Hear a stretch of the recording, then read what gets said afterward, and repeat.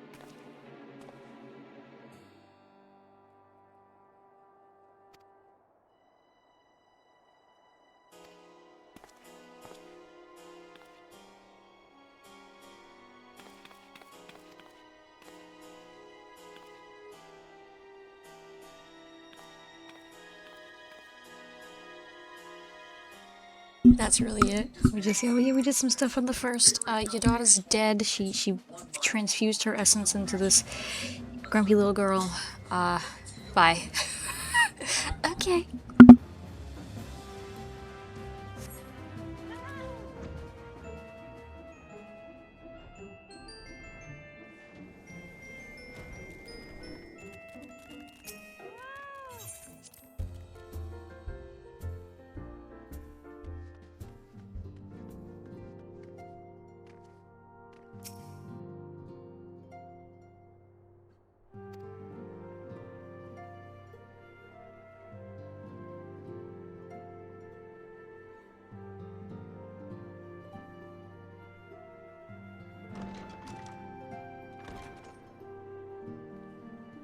You're here. Good.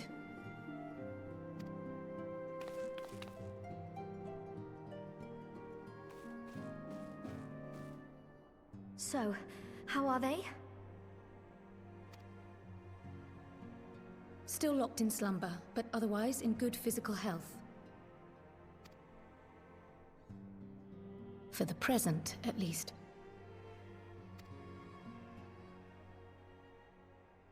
For the present? Oh no, is something wrong with them? Tataru, dear, their souls have literally left their bodies. Yes, something's wrong with them. I'm afraid there may be. I summoned you after detecting faint signs of instability in Thancred's corporeal ether. But subsequent examination suggested all 5 might be affected. And when I examined them just now, my fears were confirmed. Tellingly, the degree of instability varies between them. Thancred exhibits the most notable signs, followed by Y'shtola and Urianger. The twins' ether, meanwhile, remains relatively stable, but there is a change there too if one knows to look for it. Hold on. Isn't that the order they were called away in? Indeed. Which leads me to believe the instability will only increase with time. Though I can but speculate, I fear this may be a symptom of a weakening link between body and soul. By the gods! What happens if the link is broken? I cannot say for certain. This is all unknown territory to us. Yet whatever happens, it cannot be good.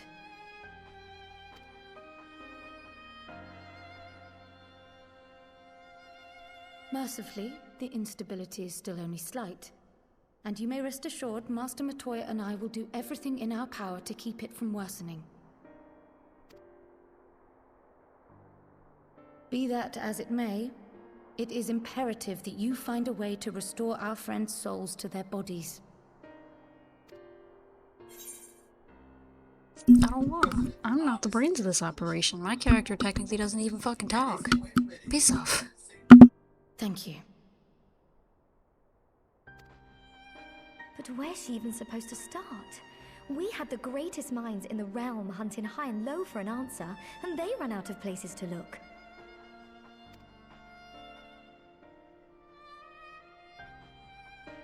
You stated in your report that the Exarch had originally intended to reverse the summoning process by means of his own death, correct?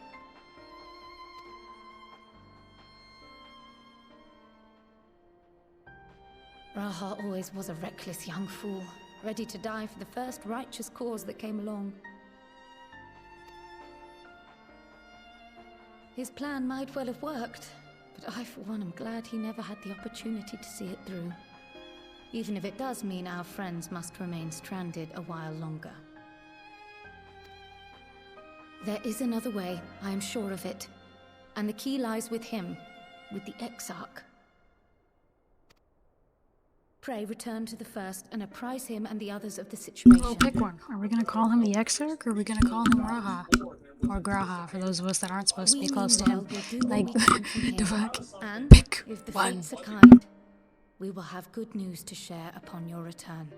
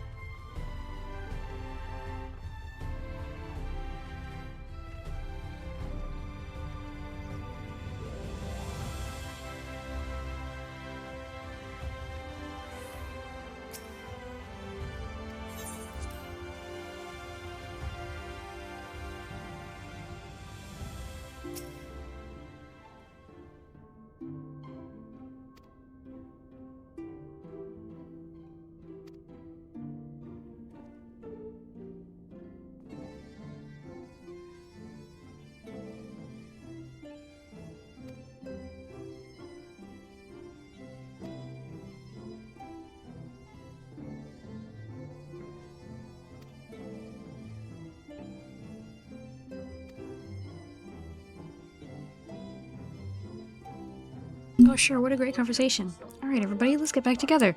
You're dying.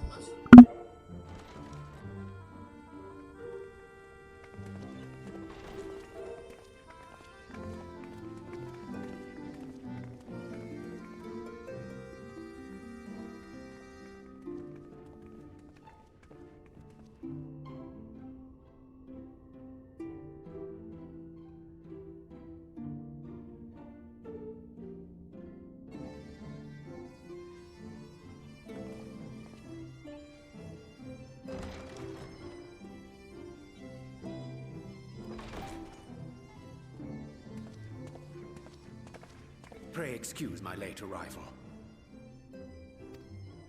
Will Thancred and Reen not be joining us? Nay, milady. With apologies to all, they beg leave to pursue their investigation of the empty to its conclusion. Should matters here demand their presence, however, they did assure me that they would make themselves available. Yes, of course. Then let us proceed.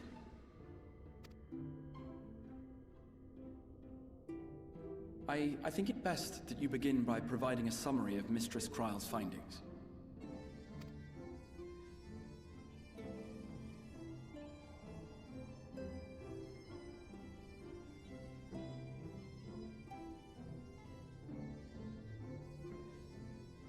I suppose it was only to be expected that some change would occur.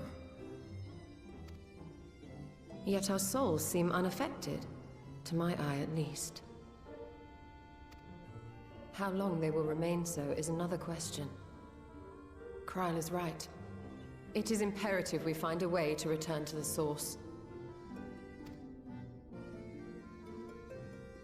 Perhaps an explanation of the method by which I brought you here will yield some inspiration. Ere I begin, it must be noted that I am by no means a gifted mage.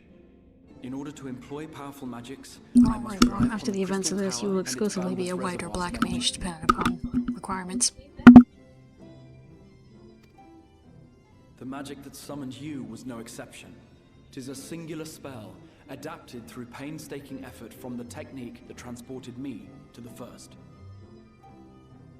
To use an analogy, it works by cutting a hole in the fabric of reality.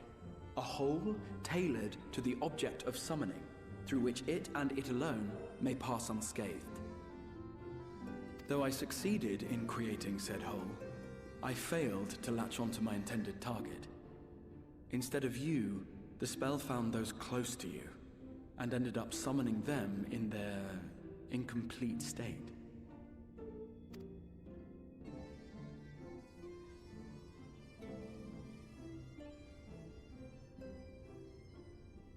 I would not soon throw my life away, not after the lengths you and yours went to save it. And so long as I breathe, I will spare no effort to see you safely home. But should all else fail, and your lives be at stake, there remains one sure method.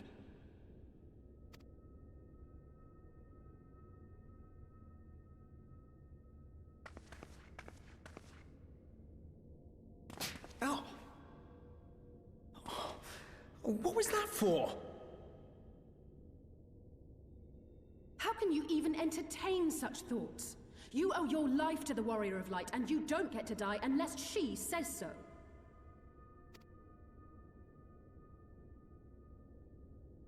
Your followers await your divine judgment. What did you just...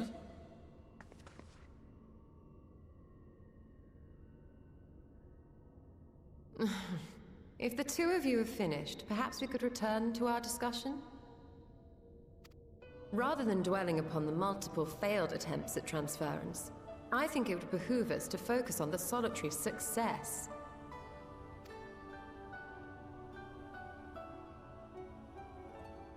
I would draw your attention to the fact that our friend can travel between worlds possessed not only of her body and soul, but her personal effects besides. This is no different from the teleportation magics to which we are all accustomed. Magics that allow for the transportation of those inanimate objects one considers to be an extension of oneself. Are you suggesting that simply by considering us her possessions, she could carry our souls back to the source upon her person? Well, it would be nice if things were that simple for a change. But vague notions of ownership seem a rather tenuous thing to stake our lives on. So much as a moment of doubt on her part, and we'd be left floating in the rift. Milady hath the right of it.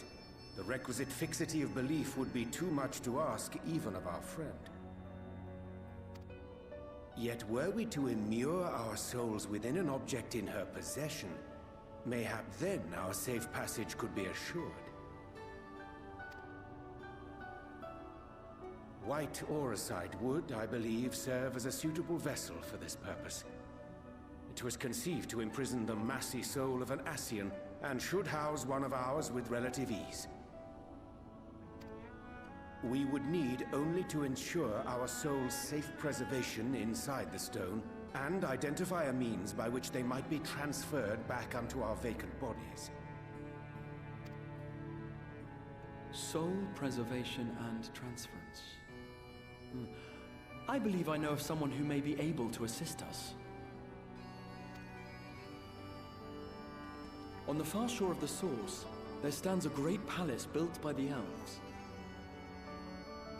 It was forsaken in the wake of the flood, but a certain Numo chose to make their home there soon after.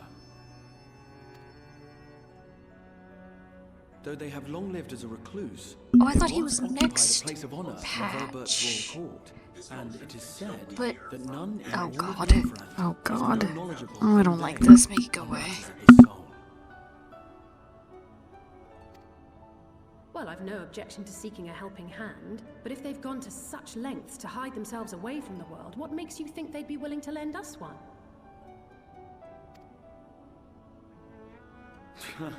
A worthy question. Years ago, I myself tried and failed to solicit their cooperation in the battle against the Sin Eaters. No sooner had I begun to make my plea than they unleashed a swarm of their familiars upon me. Unlike me, however, you have curried favor with the Fae Folk. By that merit alone, I am hopeful that they would grant you an audience. They may still be inclined to turn you away, of course, but if their knowledge might feasibly facilitate your return home, we have to try.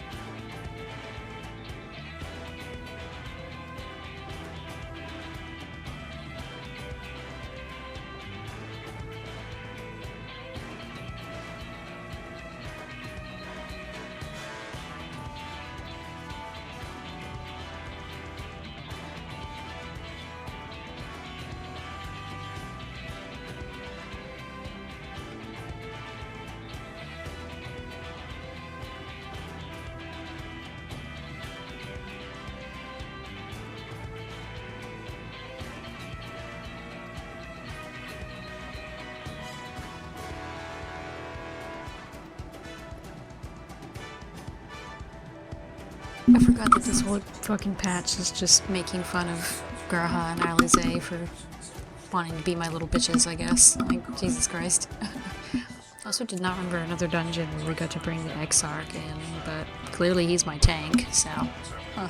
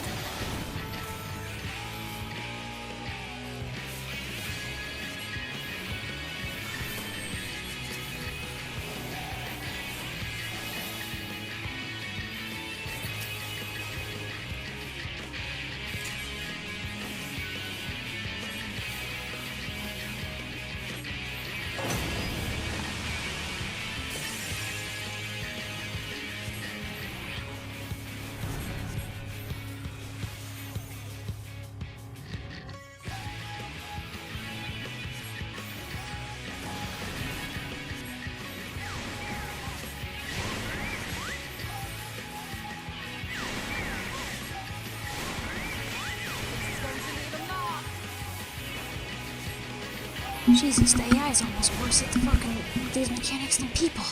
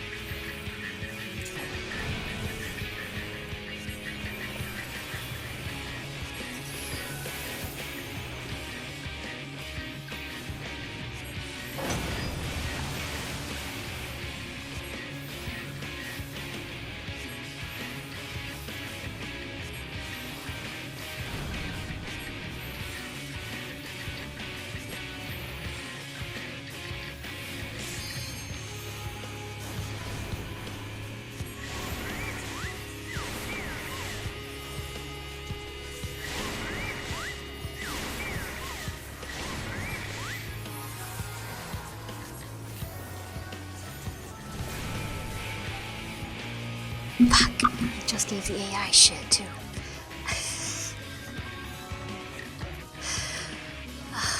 It was almost dead. I don't know how that broom got me, but shut up, okay?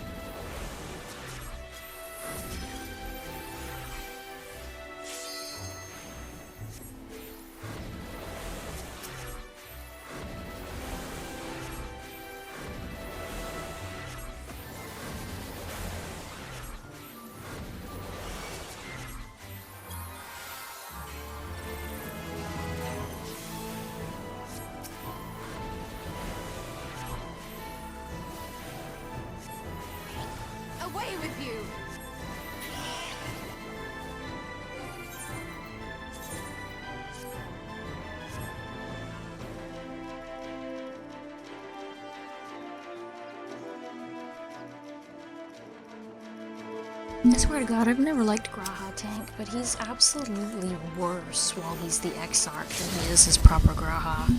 It's painful.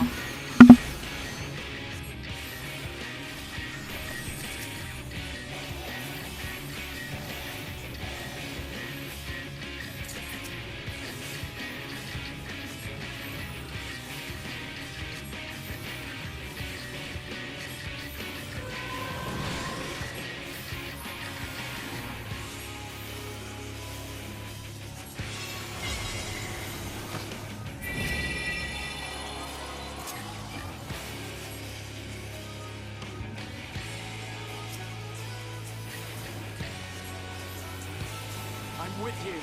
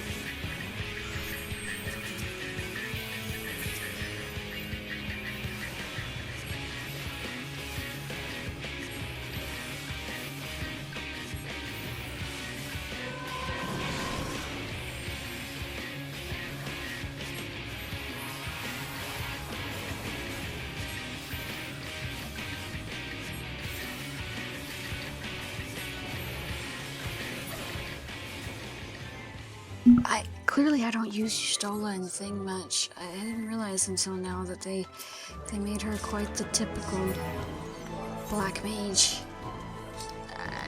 Not moving. This is my spot. Move, bitch. Die for the cast. Why? Why? You realize that's the major thing the community hates about the job, right? Good grief.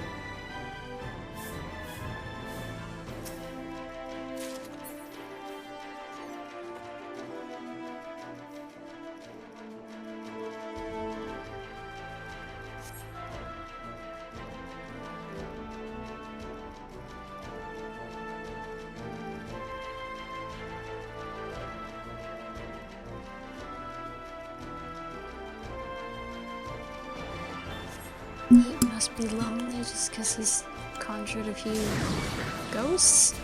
Question mark? Okay. Sure. Oh my god, Graha. Fucking AoE, Christ's sake.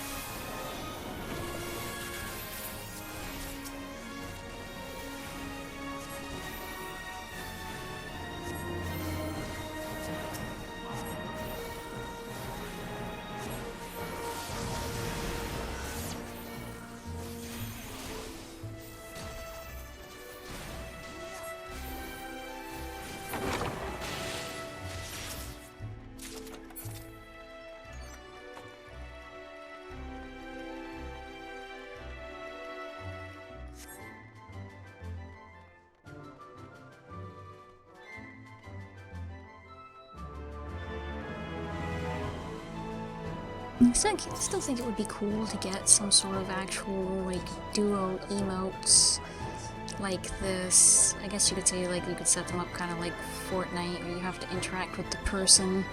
Maybe kind of like the ride pillion, but like, so you could actually sit here and dance together.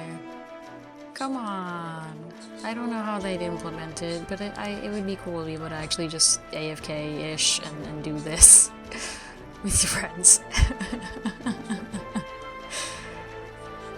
But, you know, I guess that's just me.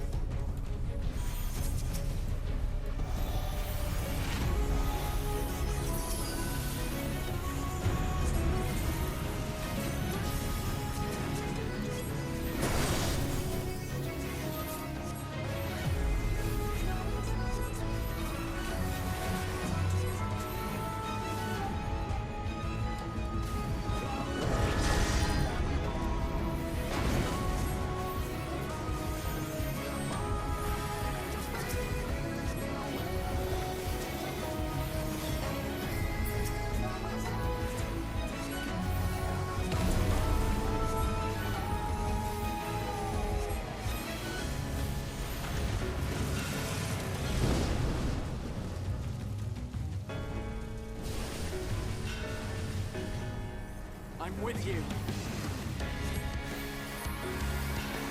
Gloves are off.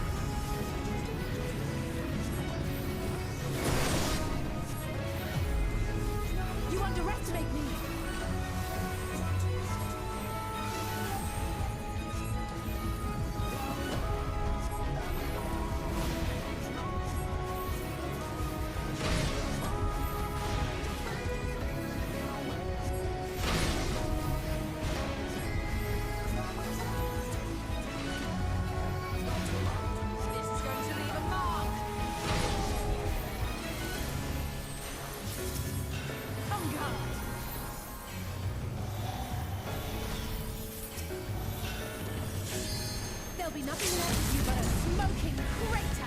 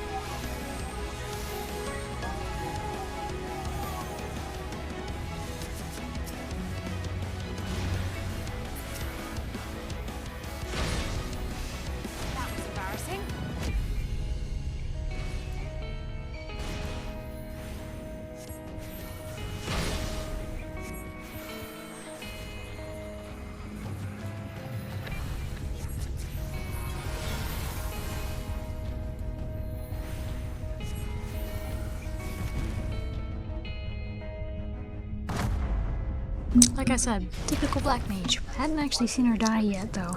That was something. I forgot that they did give them lines when you have to revive them. But you know, what a better thing would have been is to not make them fuck up.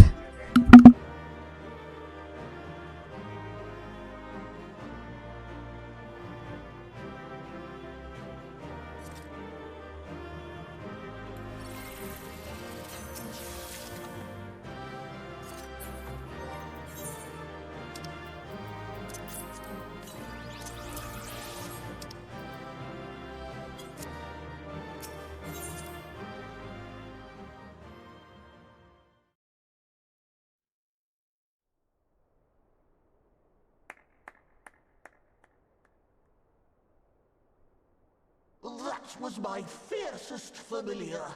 Oh, impressive.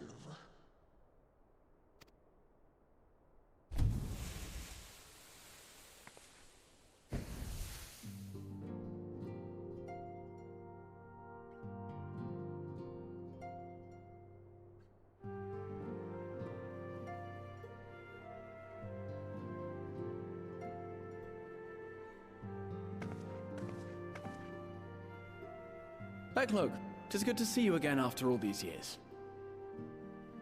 And judging by your vigorous greeting, I dare say the feeling is mutual. To be sure, a simple shake of the hand would have sufficed by way of welcome, but I shan't complain. But you must be wondering as to the purpose of our visit. We come to beg your assistance in a most urgent matter.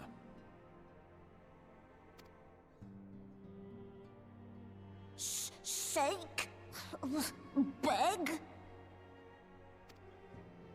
Our comrades' very souls are in danger. If we are to save them, we will need the benefit of your unsurpassed knowledge on the matter. I really feel like the memo should have looked a little different if we were gonna make dog commands their key phrases. Oh, how dare you!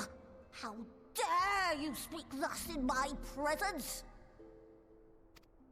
It was to escape such words of temptation that I hid myself from the world of men. You are sinners, one and all, and I swore never again to have any part in your affairs. I can only imagine what terrible events forced you into a life of seclusion.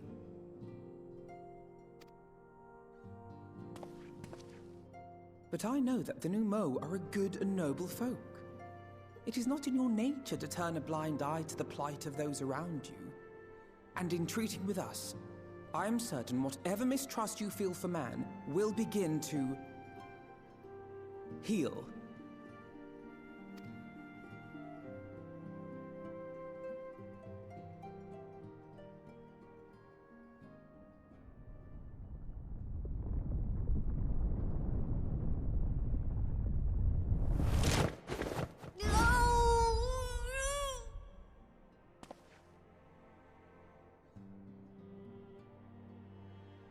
If you will not be satisfied, I suppose I could listen.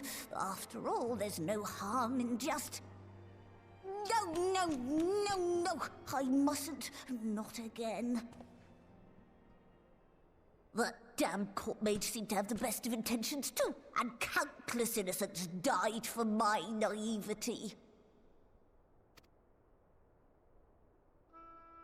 Well, most of the people we want you to perform on are technically already dead. What horrors my knowledge has wrought!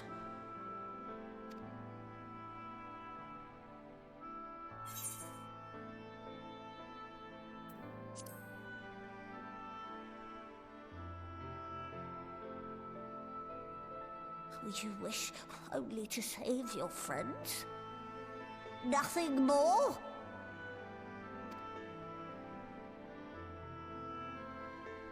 Do you swear it?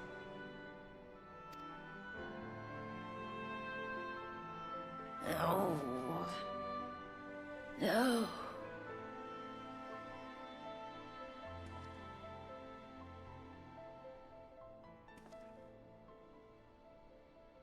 Oh, very well.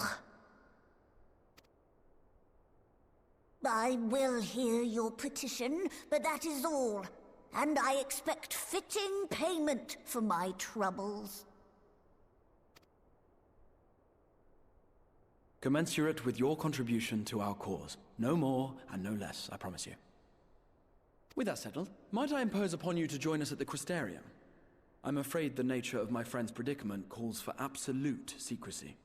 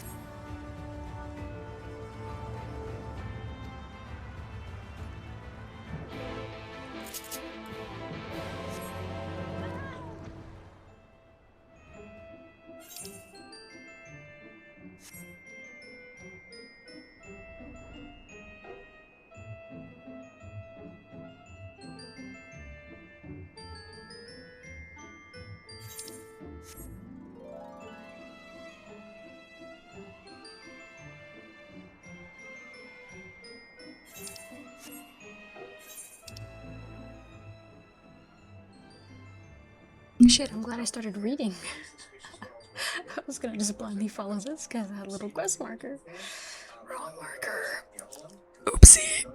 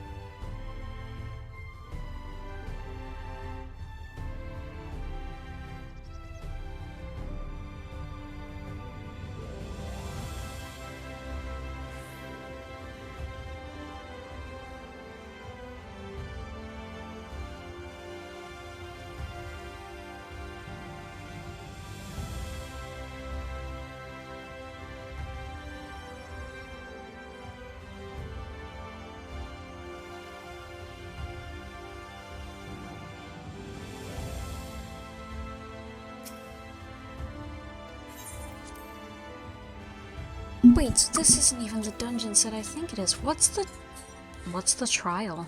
It's obviously not Warrior of Light, because he's with the fucking evil warrior dungeon. What's the trial and why am I gonna hate it?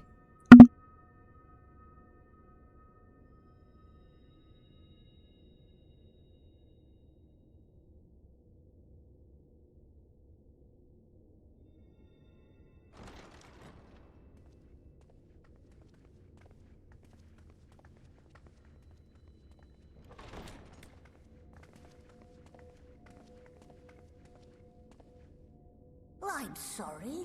You mean to tell me not only that the return of night was your doing, but that you hail from another world as well? Everything we told you. Oh wait, that's right, this is when the weapons started, right? So it was actually probably Ruby, which means technically I'm safe. Yay? I realize how Question mark? fantastical it sounds, and I would not blame you for doubting our testimony. But given your expertise, you must surely have noted the peculiar nature of their souls. Any other time and I would have dismissed your stories as balderdash and flummery. But upon closer inspection, 'tis plain their souls are far denser than is normal, and that they do not possess true bodies. Save you. Your body is your own. And your soul is the densest of them all.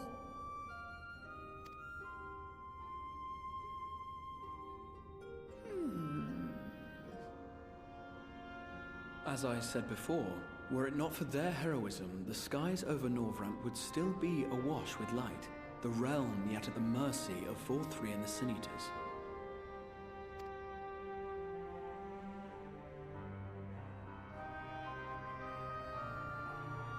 After all they have done for our home, seeing them safely back to their own, it seems the very least we can do.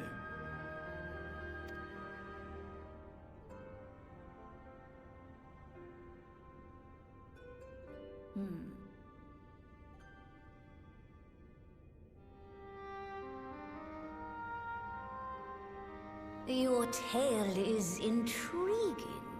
Yes, very intriguing indeed. Simply to hear it is fitting payment in itself.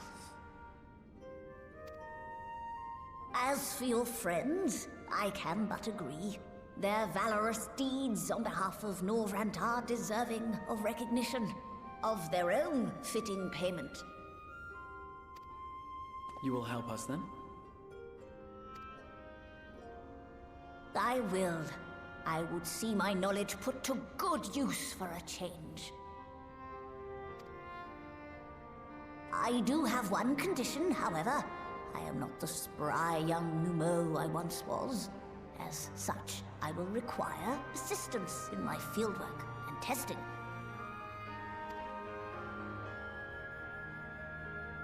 It would be our pleasure.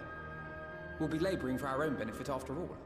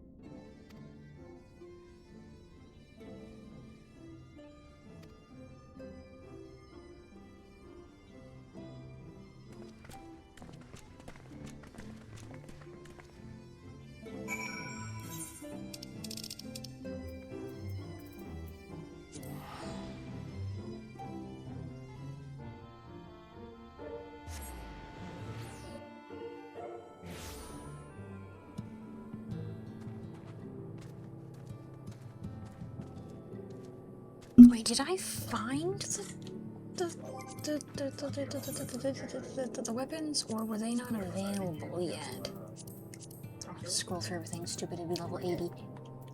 That's the story. That's still horrifying. That's the thing. And then those are the dungeons. Must have been locked behind story. Okay. Because I have the journal space, right? Yeah, okay.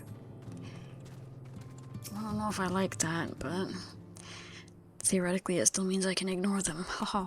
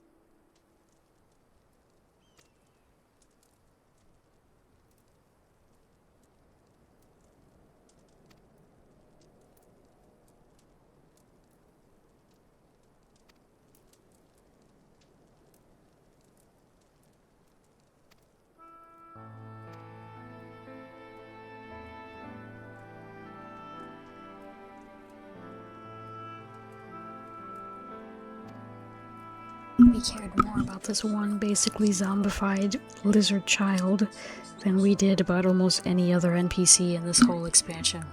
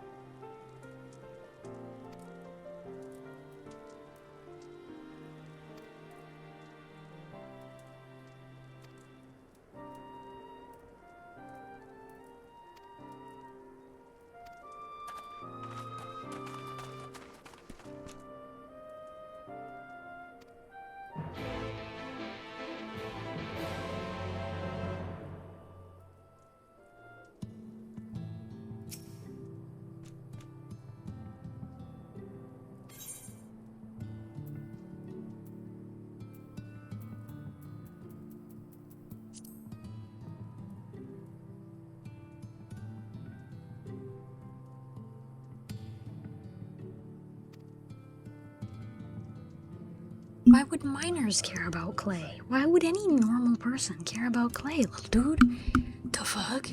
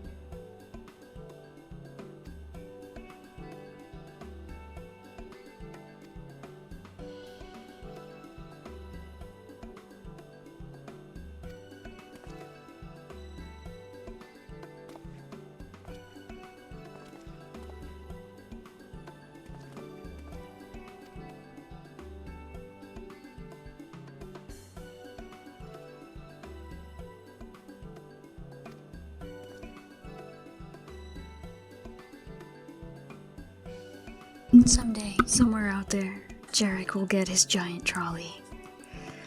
I pray that Evercold is still not that day, though. Get rid of these motherfuckers, please.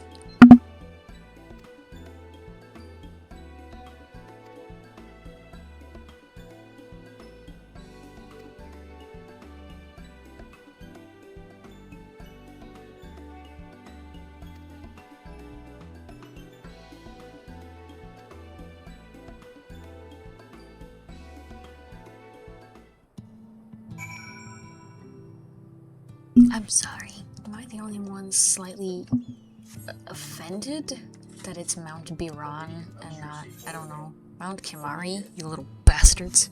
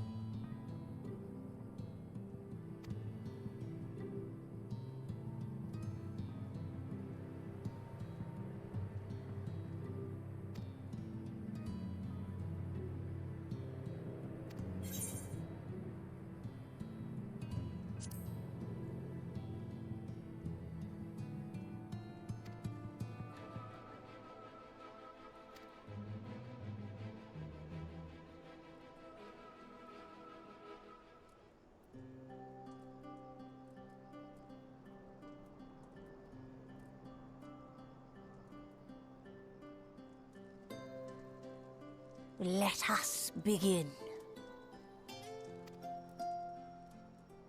I trust you've prepared the clay?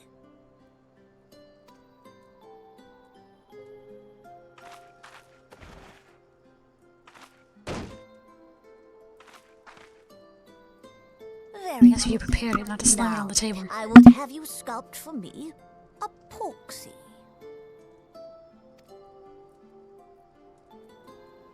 Plump, with floppy ears and a short curly tail.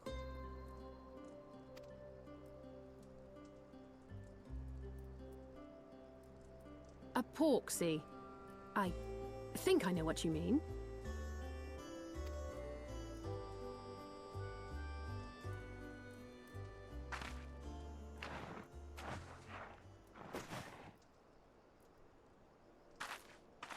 There we are. How's that?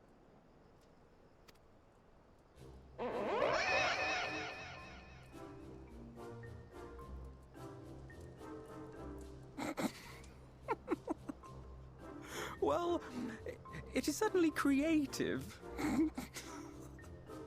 There's no denying that.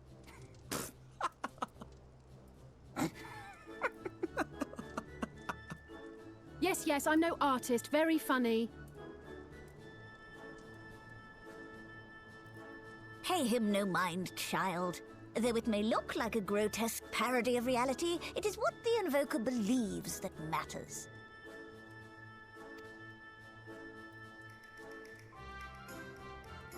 You're not helping. But I speak the truth. If successful, this incantation will turn imagination into reality. Which is why the only thing of import is what you believe this figure embodies. You must focus. Hold the Porksy's image steady in your mind's eye. The reason she struggled to make one is because she's never seen one. They didn't actually get to see them. They were busy with the pixies, Now, but it's okay. As I taught you, relax and allow your energies to flow.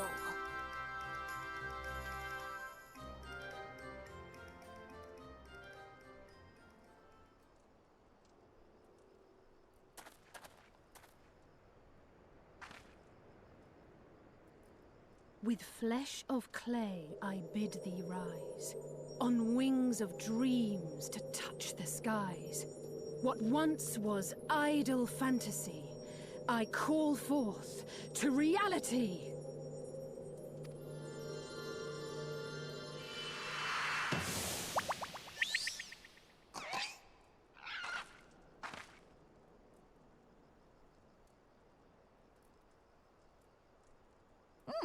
Not bad for a first attempt. Now, let us see what can be done for young Halric.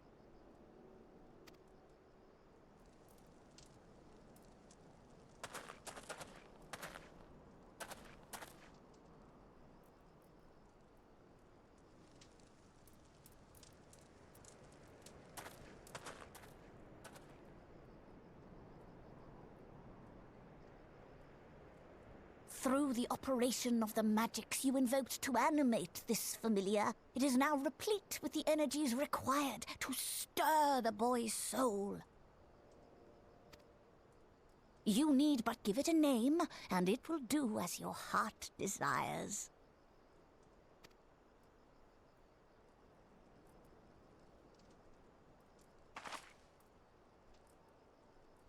A name.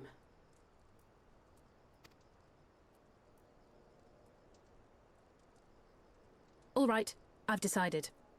Now.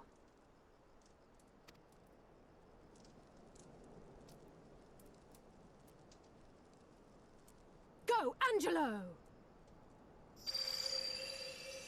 Fuck, that's right, I forgot that they tossed that in there. Because look, the 8 themed raids are here too, so let's name the pig Angelo. Ugh, get out. Could have at least made Angelo present. I want to see a cute little dog, but no.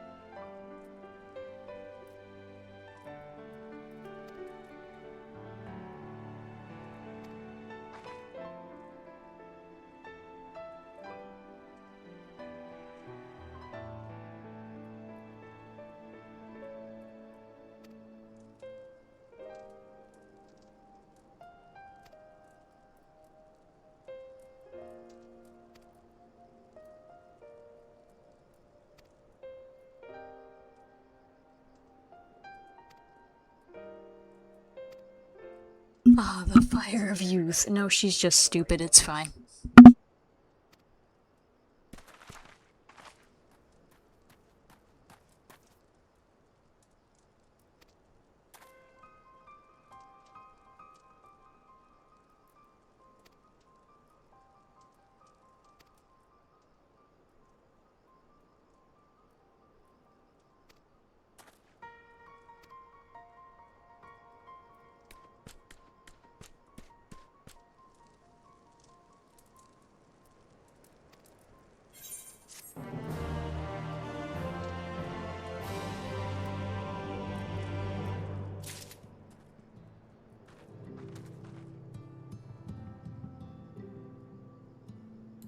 Alright, so it's not to time out my chocobo, we get on demand, but I require more tea.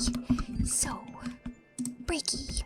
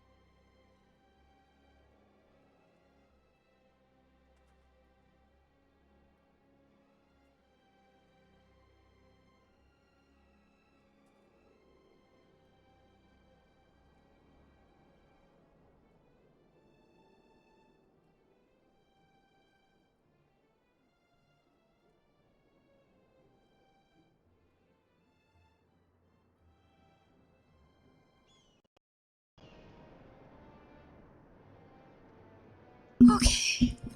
It's looking like this patch cycle was ridiculously short. But I really don't know. And I sure as shit wouldn't remember. I've just kind of erased most of Shadowbringers from my mind because I thought it was utter dog shit. It's no longer the worst expansion in my opinion, but it's still pretty shitty.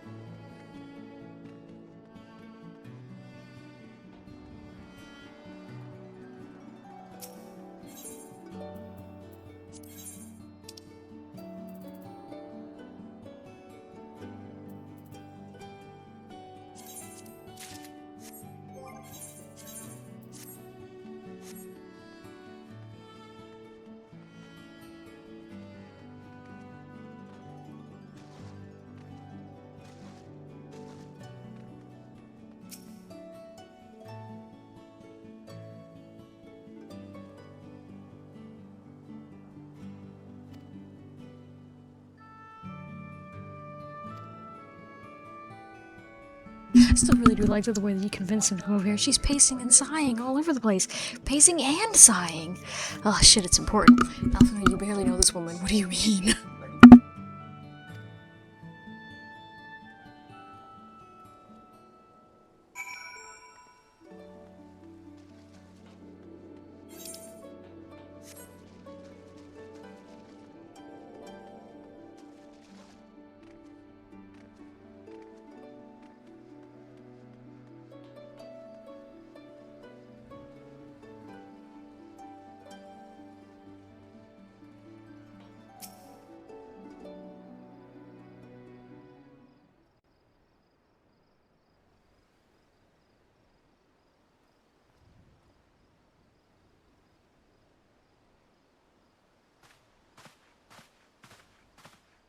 Oh, thank heavens you're here.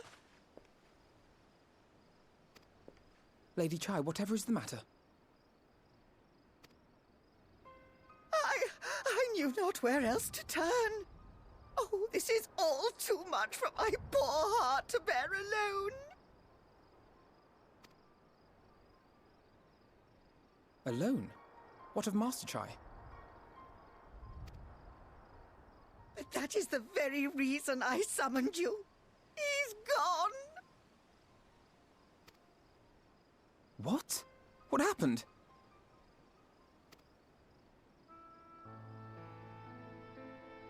It all began after the events at Mount Gulg. With Lord Vorthry out of the way, we all agreed that a new leader must be chosen. And so you held an election? Yes, well, sort of. Not a single person volunteered to stand, you see. After a lifetime of leisure, we free citizens have grown somewhat indolent. Readapting to the harsh realities of life is trying enough, but to take charge of a broken city as well? No one wanted such responsibility. Nevertheless, Yulmore could not well do without a leader, and so we decided that anyone and everyone should be considered a candidate. And after we cast our ballots and tallied the votes, the mayorship fell upon my dear husband. Well, given the manner in which he orchestrated the construction of the giant Talos, none could deny his leadership qualities. But even before then, he had proven himself at Daedalus Stoneworks, don't forget. He is more than qualified for the role. The perfect choice. Indeed. I told him as much when his victory was first announced.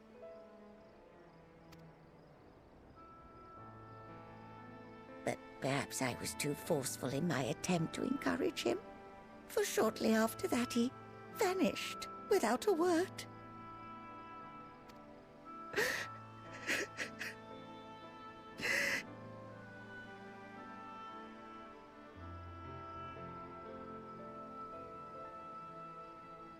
You believe he was so daunted by the burden of leadership that he felt compelled to flee?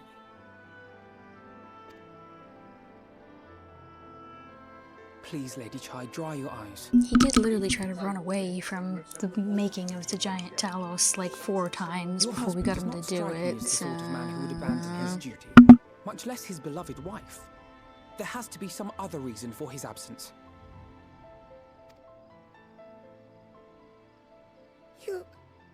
You truly think so?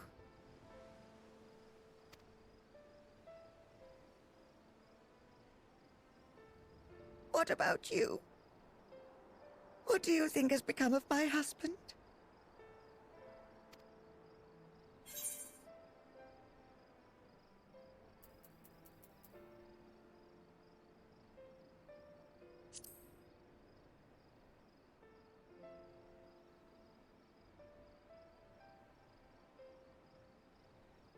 And there you have it, Lady Chai. You needn't worry. Master Chai loves you more than all the world, and he will return.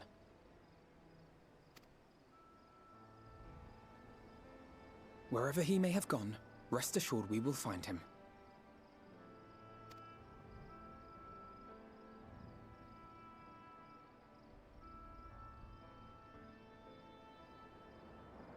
Get Kaishi out of here. Nobody gives a fuck about what he does in this shit. He was just supposed to be the messenger. Why he's still listening, I don't understand. You Go have away. set my mind at ease. I will trust in my husband and await his return.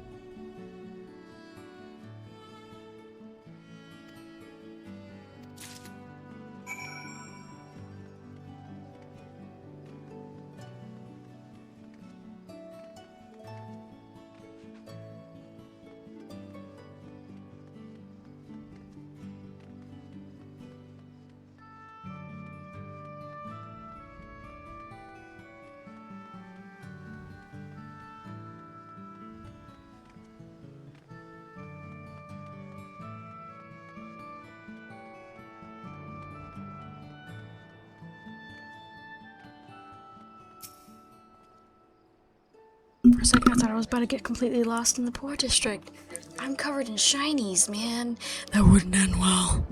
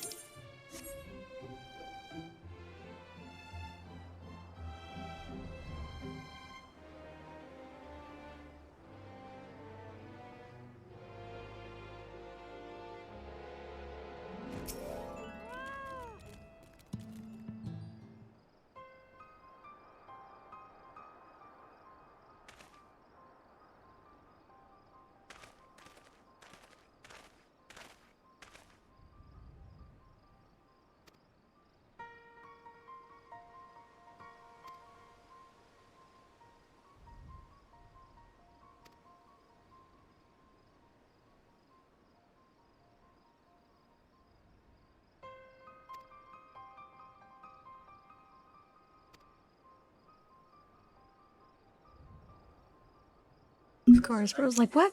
I wrote her a letter. She fucking stupid though. Sorry.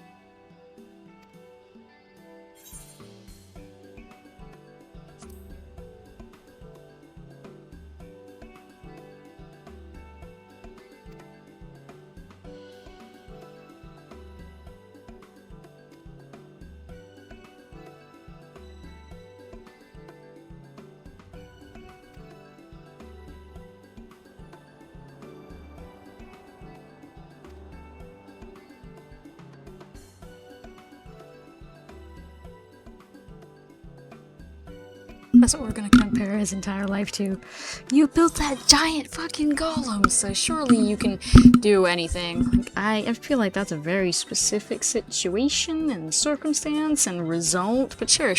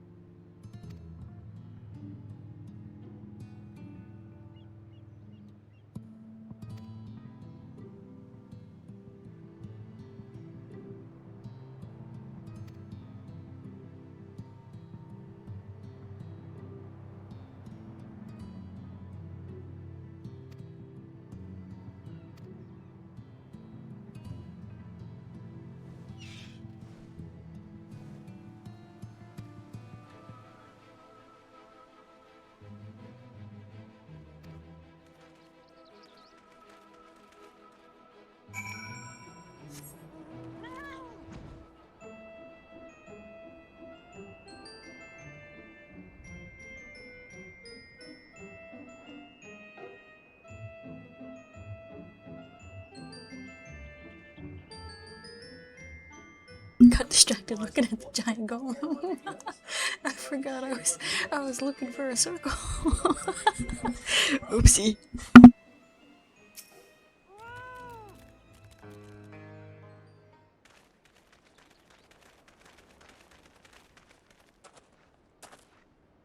Well, it's you again.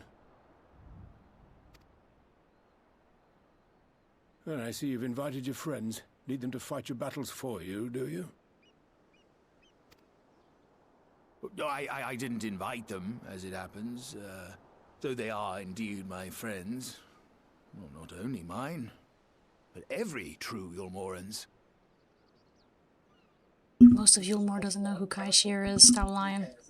They are the ones who awakened us to the truth, to Lord Forthry's villainy, the famous warriors of darkness. Are they now? Yes, they are. It would be no exaggeration to call them our saviors. We owe much and more to their kindness, but we cannot depend on that kindness forever.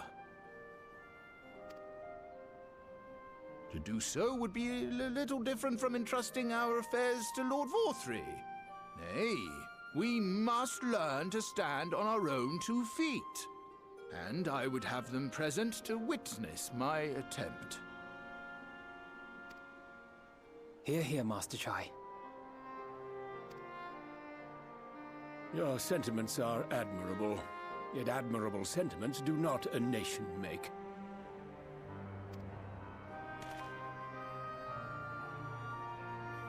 In my capacity as advisor, I once strove to build a better Yulmore.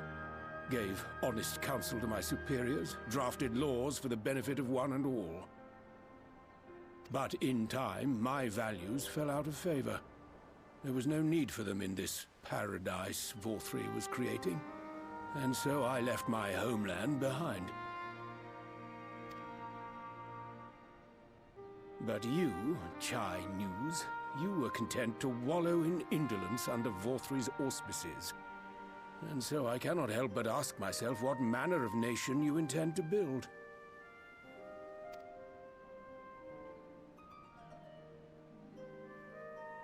We all slowly turn to look at him. That's not uncomfortable or anything. That's not awkward. Jesus Christ, guys, I'm supposed to support him, not make him feel uncomfortable.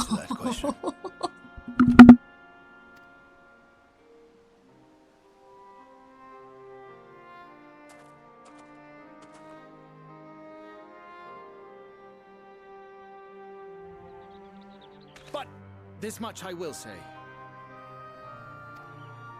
It is my hope that Yulmore can become a nation which her citizens might freely choose to build together.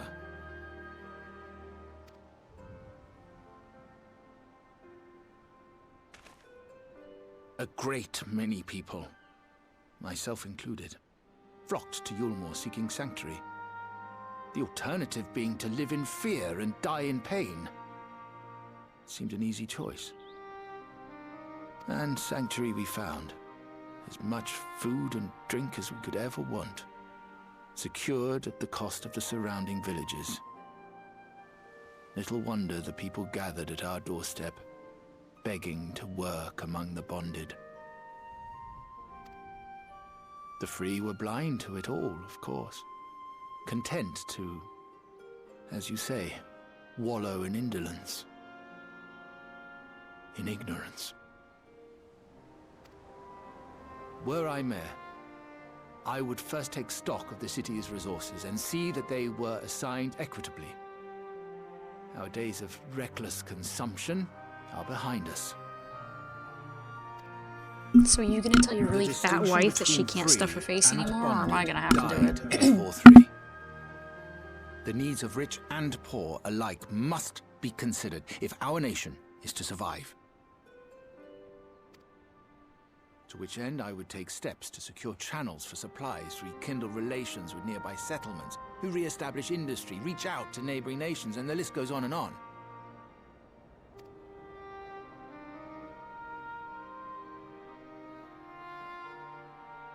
But I am no ruler, nor even a politician. I am an entrepreneur. My expertise lie in planning and profit. I haven't the knowledge or experience to run a nation.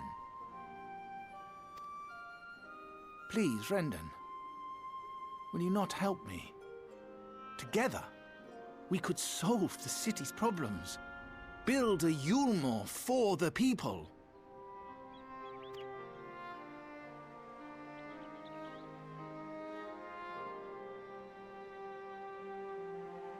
A Yulmore for the people?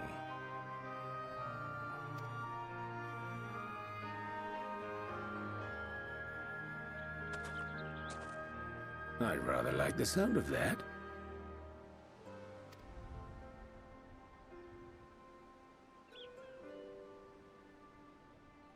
But before I offer you my counsel, I would be certain of your ability to perform the duties of office. You would? You ask me to help you solve Yulmore's problems. But first, I would see you solve one on your own. Accomplish that, and you will prove both to me and the people that you are a man worth following.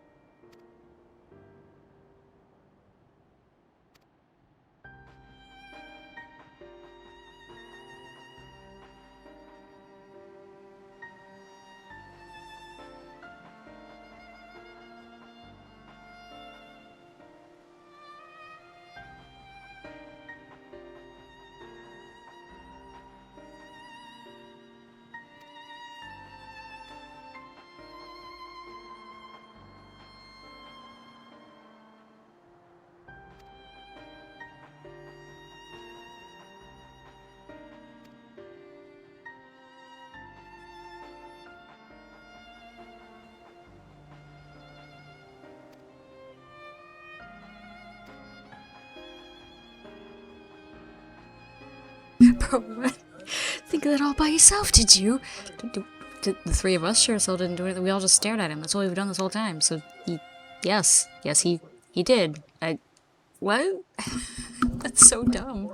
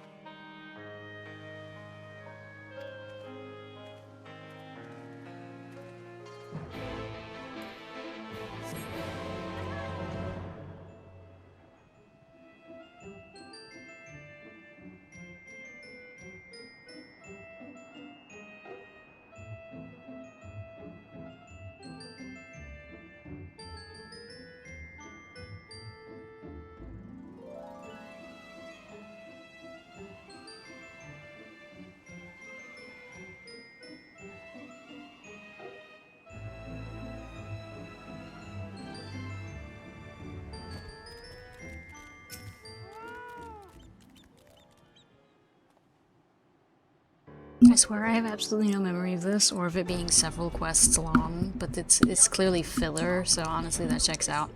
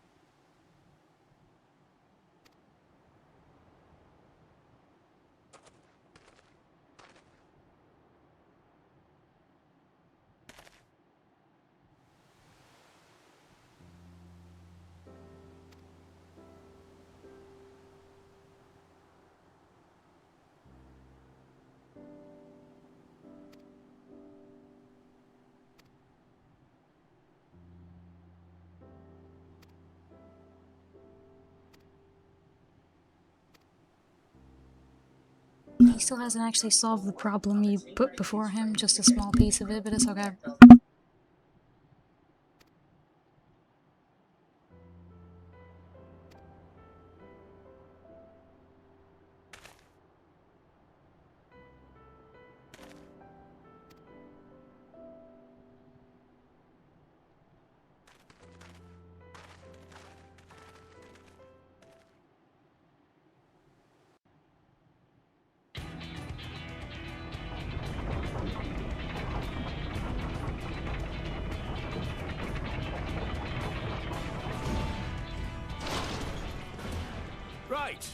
Right then.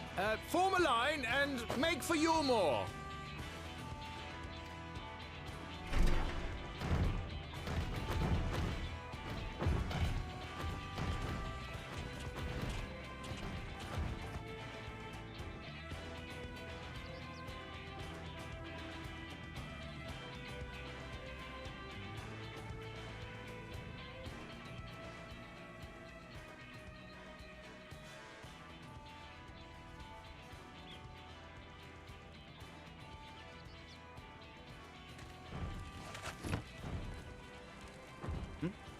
What's that noise?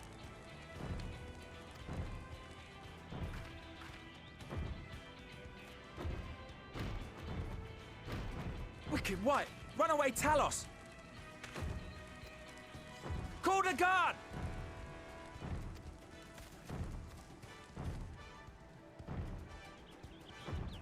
I'm surprised we don't actually have that, like, I'm tired holding a box emote yet. NPCs have only been doing it since the start of the game. They've got all sorts of other little NPC-esque emote movement things we can do now, but we still can't hold a box and slowly die inside.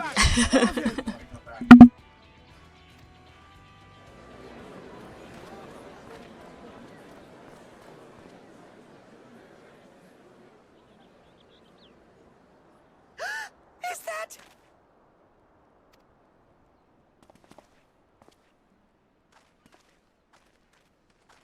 Darling, you're back.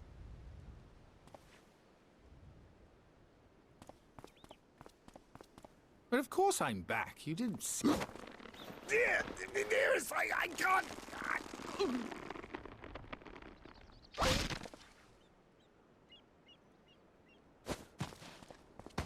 Oh! Oh dear.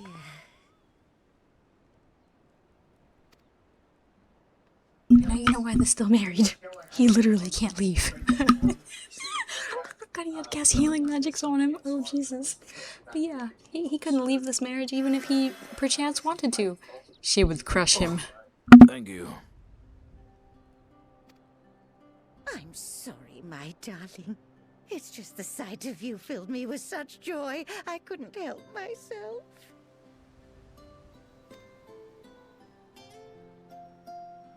Oh, no, it's all right, dear. I should have just come out and said what it was I was intending, instead of entrusting the task to a hastily scribbled letter. Does that mean you'll do it? Well, I'm here, aren't I? I mean, not that my absence signified any unwillingness, you understand? Oh, no, naught could be further from the truth. I only left to enlist the aid of the former mayor's senior advisor. And now that I have it, I believe I am ready to take office. Oh, how wonderful!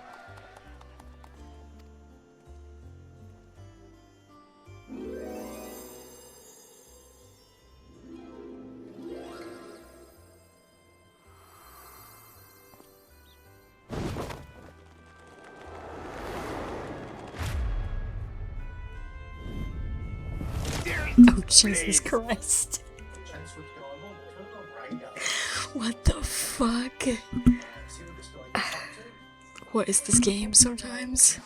Jesus Christ. Also, we've spent so much time focusing on this instead of anything else. Oh, like, you know, the fact that our friends are dying.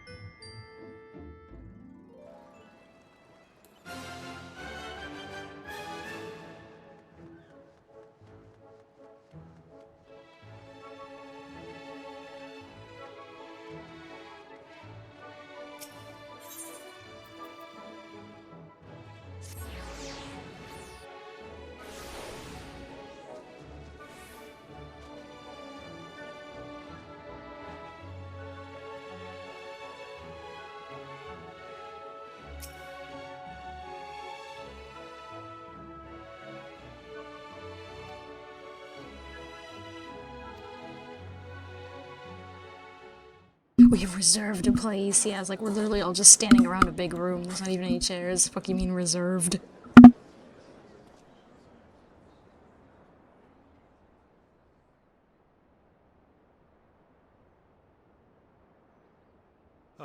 Go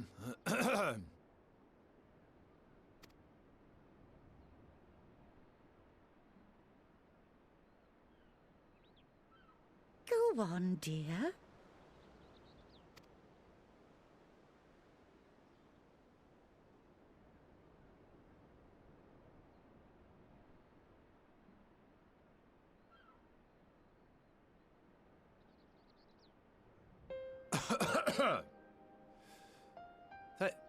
Thank you all for gathering here today.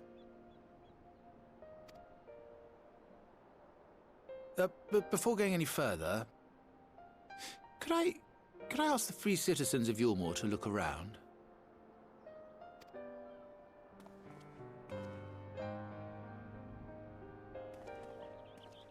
Tis a sight none of us would ever have seen under Lord Forthry's rule.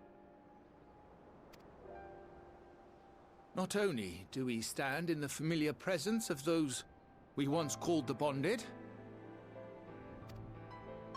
but today we welcome the peoples of the Derelicts and Gate Town too.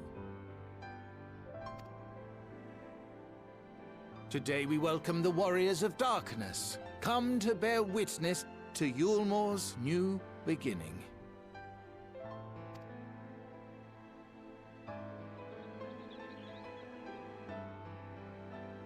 As you know, an election was recently held, at the end of which I had the honor of being chosen to succeed Lord Forthry. You place great faith in me, and I promise to do my utmost to live up to your expectations, and I will seek always to carry out the duties of this office with integrity and fairness.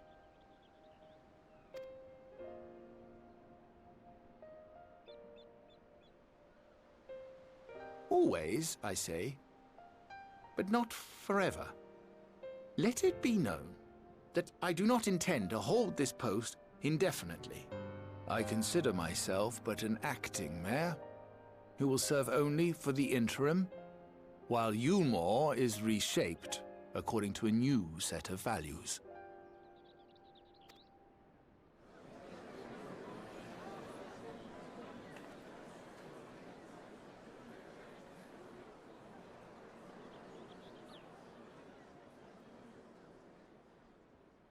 No longer can we think of ourselves as divided, as the free and the bonded, citizens and non-citizens.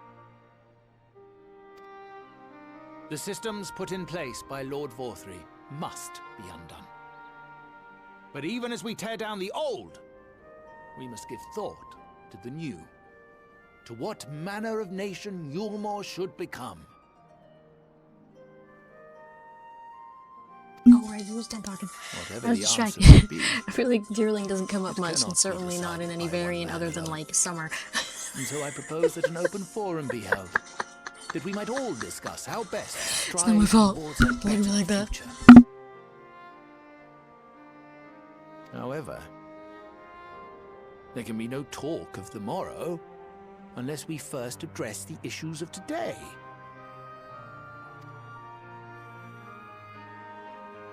Securing new sources of food, rebuilding relations with our neighbors, re-establishing industry. There is much and more that needs to be done. Yeah, like holding our military to a standard that means they don't have symbols shaved into their heads.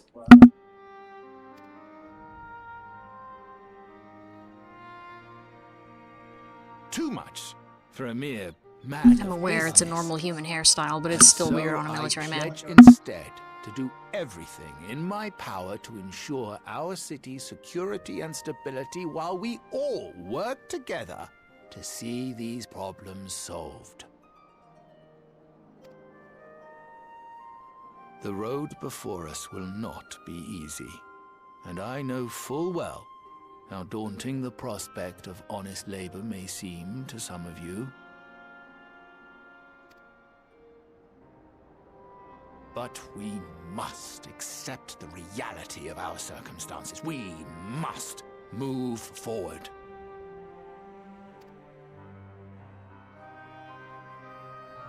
This much we owe to ourselves and to the brave heroes who risked their lives to bring back the night. Once we have shored up our city's foundations and regained some semblance of normality, let us reconvene to speak of the future. Until then, I humbly ask that you lend me and each other your strength. For Yulmore!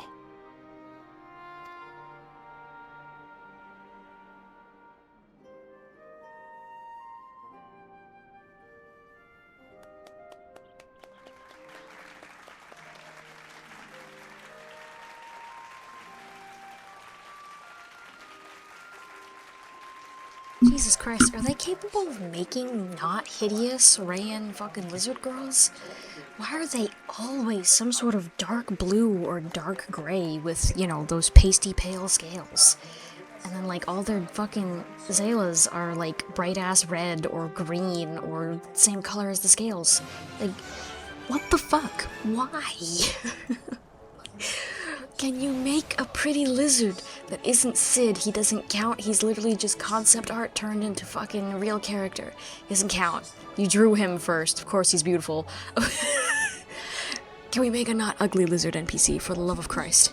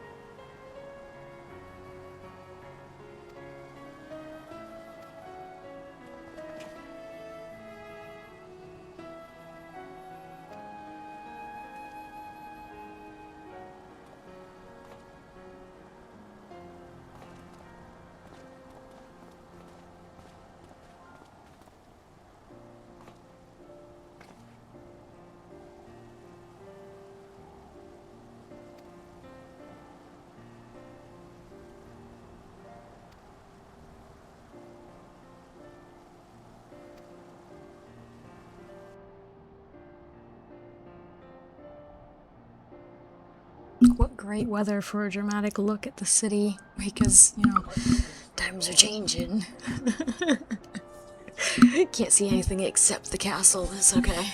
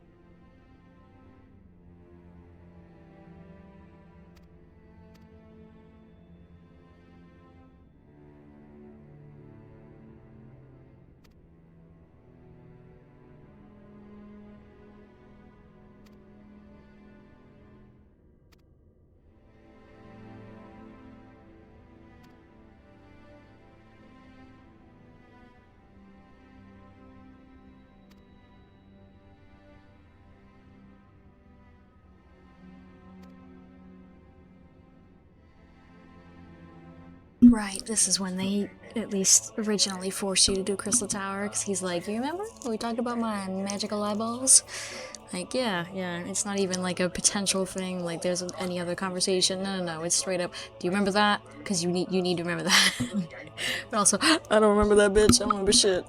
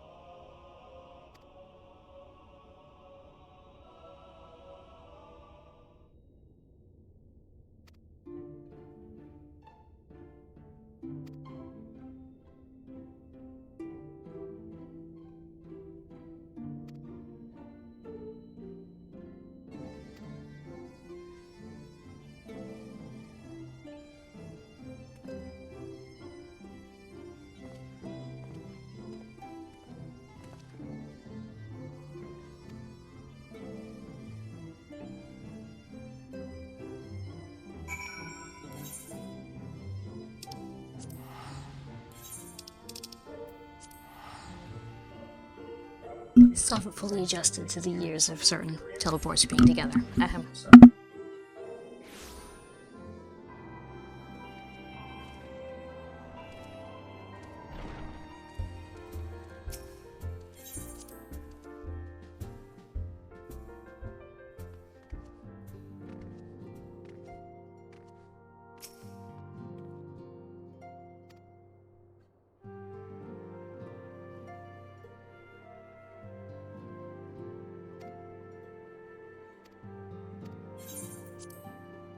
Well, I was pretty sure, given the name of this, that this was the end of this patch, but yep, it is. So yeah, must have been a ruby weapon. That was this one's trial.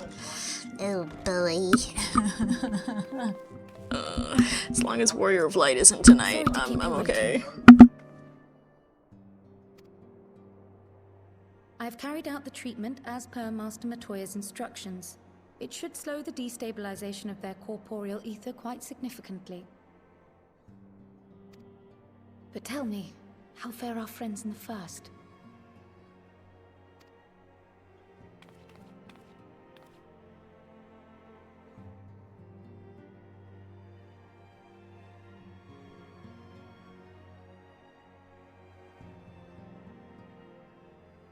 So this Becklug's the first to lead an authority on soulcraft, are they? Sounds promising. And Urianger's proffered solution of white auracite is rather ingenious now that I think of it. Well, while they press on with their preparations, you may rest assured we will continue to do our part here.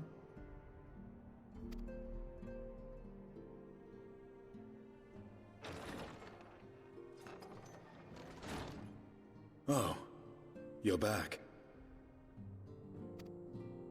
You would have known that a while ago, Estinian, if you had answered your damn phone.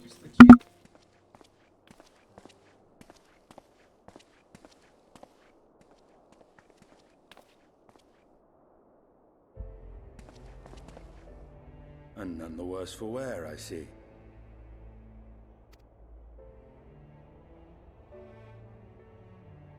Estinian! Oh, thank the gods! We've been worried sick. Did you lose your link pearl or something? The situation in Garlemald has become more complicated. I was making my escape from the capital when I ran into one of yours, Riol. He thought it best we come straight here. That doesn't answer the question of why you've been ignoring your goddamn phone.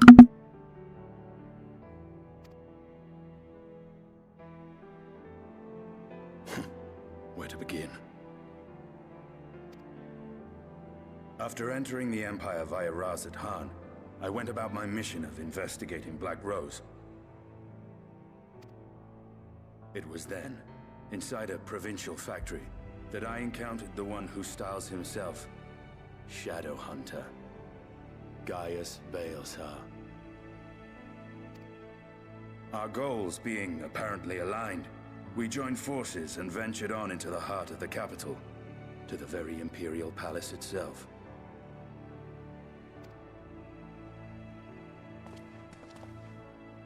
There, we found a man whom all assumed dead.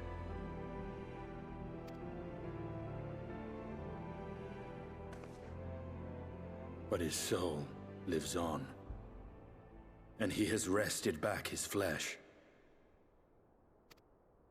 Xenos ye Galvus.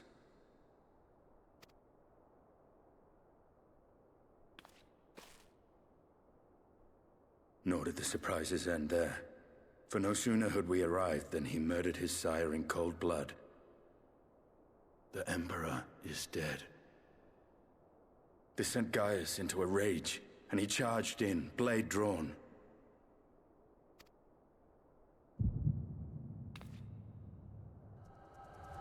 What's wrong?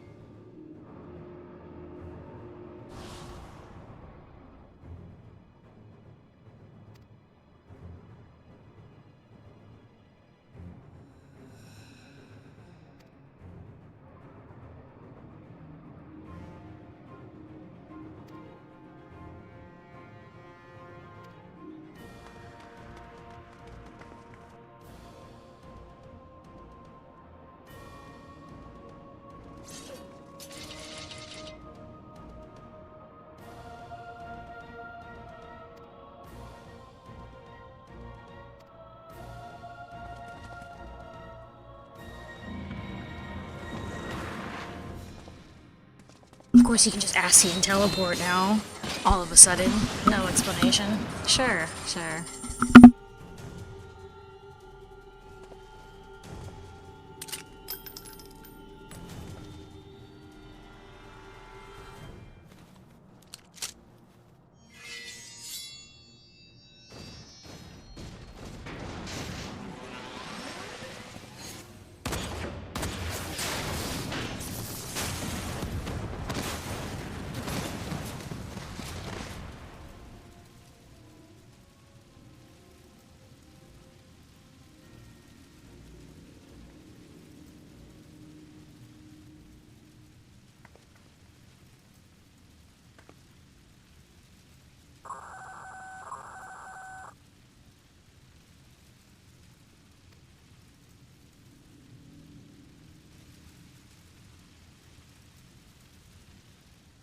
Still pissed. They made slight variations of fucking Livia's armor, and yet they still don't fucking have it. Any of them. All of them. Fuck.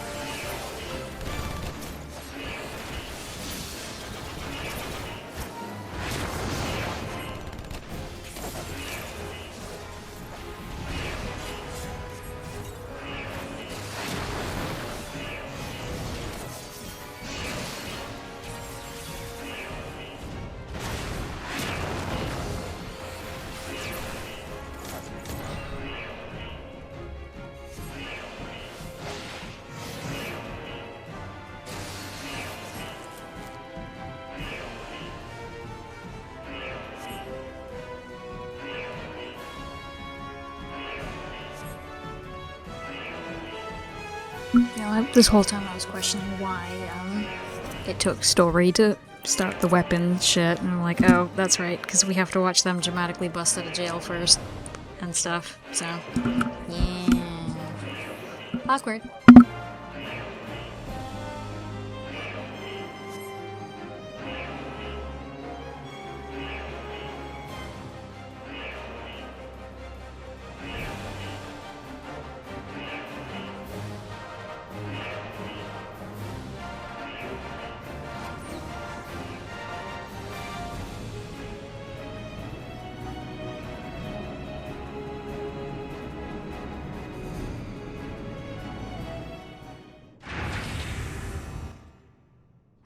The hallway's just not the same without the creepy Ultima arms popping out of every tank.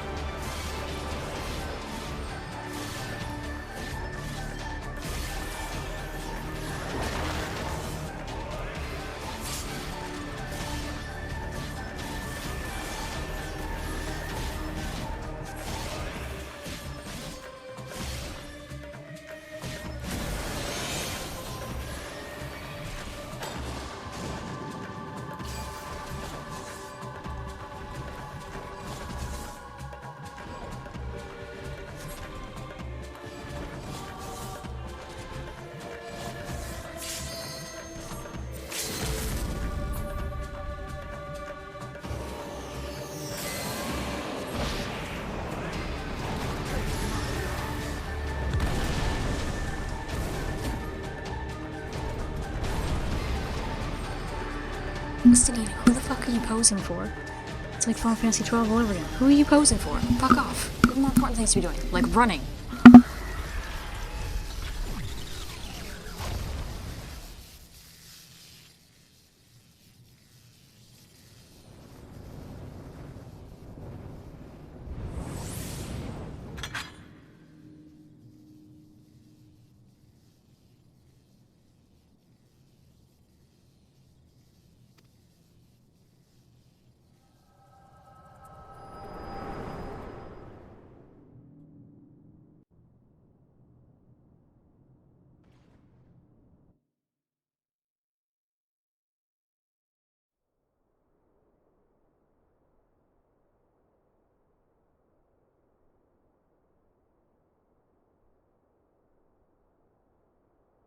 Are you alright?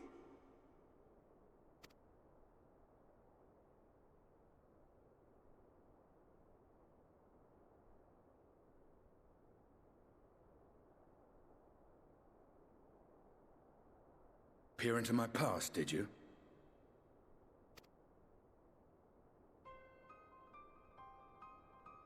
He sounds a little offended, but like, bro, it's not our choice. I didn't quite relive the experience as you did, but I bore witness to it all.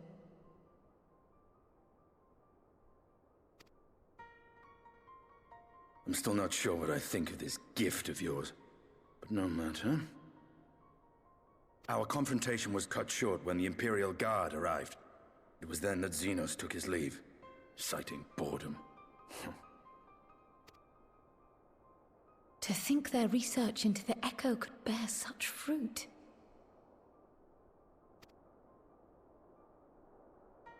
Escaping death, jumping from one body to the next, and returning to his own after all this time. He is an Ascian in all but name.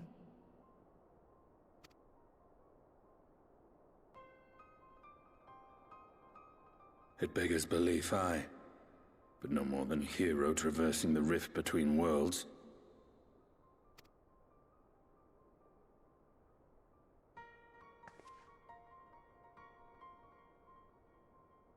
My concerns are far more prosaic. With the Emperor dead and the Crown Prince missing, the Empire is in disarray. Until order is restored, assuming it even possible, we needn't fear an Imperial reprisal. And for reasons of his own, Xenos took it upon himself to rid the world of Black Rose. Riol has already gone to apprise the Alliance leaders of these developments. We may leave the matter in their hands for now.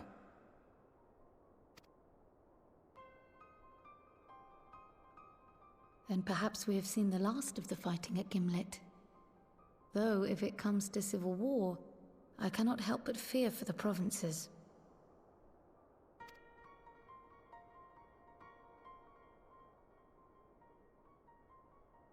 Ah, I'd nearly forgotten to ask. What became of Gaius? Did he not escape with you? That he did, but we parted ways shortly after leaving Garlemald. He claimed another threat had arisen which demanded his attention. He didn't elaborate, but the absence of some device or other in the capital gave him reason to believe they're planning something. Lest you worry, I believe he has well and truly shed the Black Wolf's pelt. Conquest is no longer his objective. We may safely leave him to his own devices. Well, it's nice to have one less foe to worry about, even if we do have a mysterious new threat to look out for instead. I mean, Gaius was dead all this time, right? Why would him no longer being dead mean he's suddenly an enemy again? Come on now. Bro clearly has better shit to be doing if he let everybody believe he was dead for several fucking years. But well then, intelligence isn't really anybody in this room's strong suit, so... I fulfilled my part of the bargain.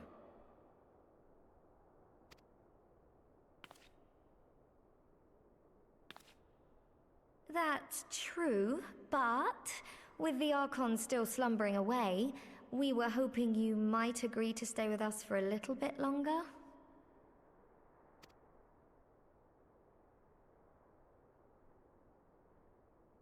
Sorry, but I'm not inclined to extend my contract. Gaius isn't the only one with business to attend to.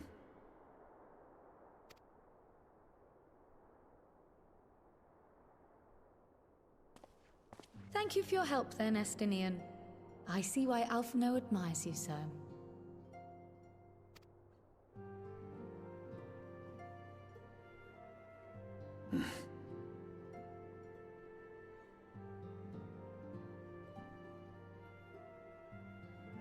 Farewell, my friend. See that you don't make a habit of dozing off in battle. Well, unfortunately, it has happened a few times. It was kind of the big issue at the end of Stormblood. Kept passing out at bad times. Saw some cool shit, though.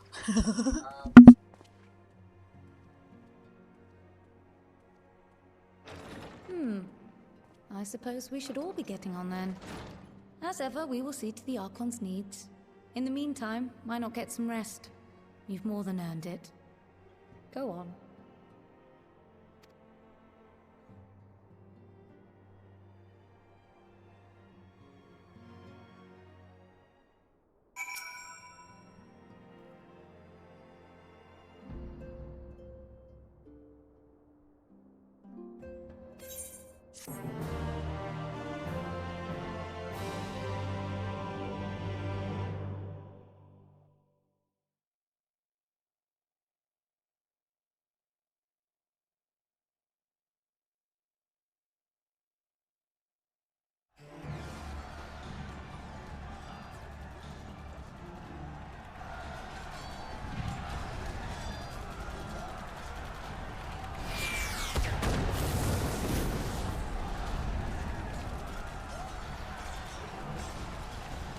I forgot that Corral was like, oh, I hope it doesn't come to civil war, that would suck, and then, boom, here we are.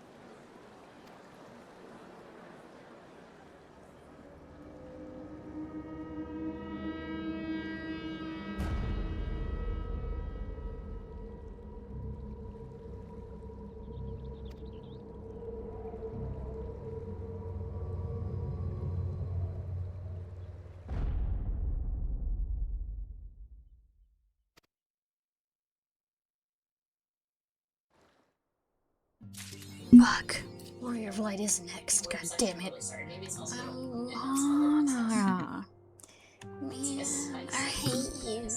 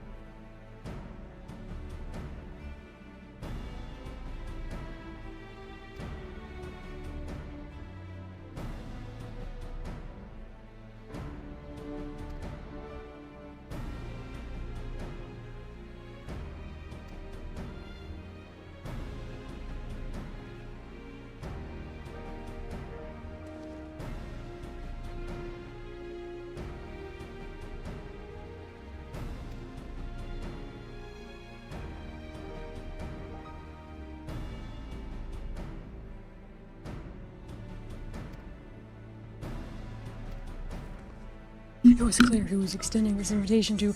Yes, because I'm the only one who's considered fucking sentient at present.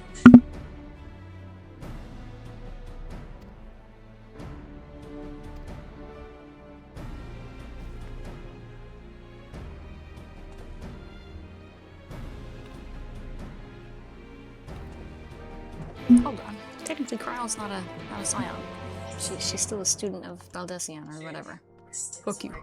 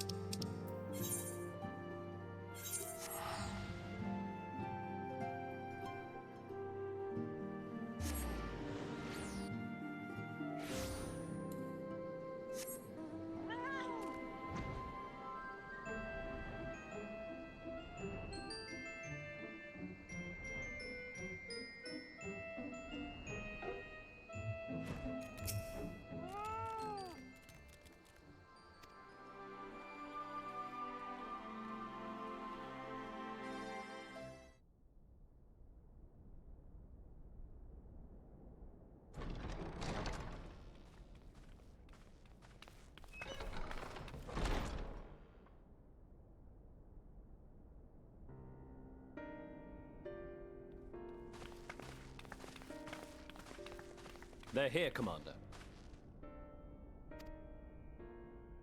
And I, for one, am grateful that they are. Told you've been busy since our paths last crossed at the Gimlet Dark. Not that I understand half of it. When the Scions spoke of other worlds, I'd struggled to describe what I pictured. Mayhap things would seem clearer were I to hear the tale from your own lips. But I'm afraid the situation will not afford us that luxury.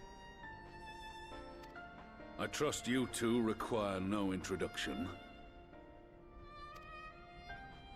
We meet again, hero of Eorzea.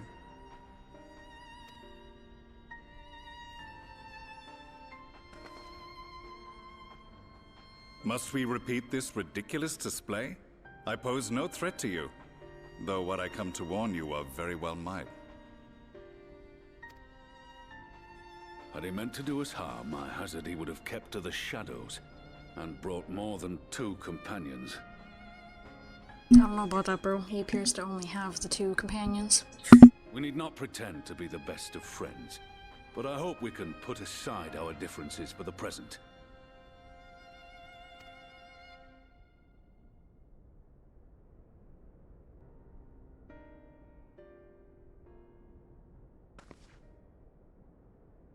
As you are doubtless aware, Sir Estinian and I cooperated to rid the world of Black Rose in your absence.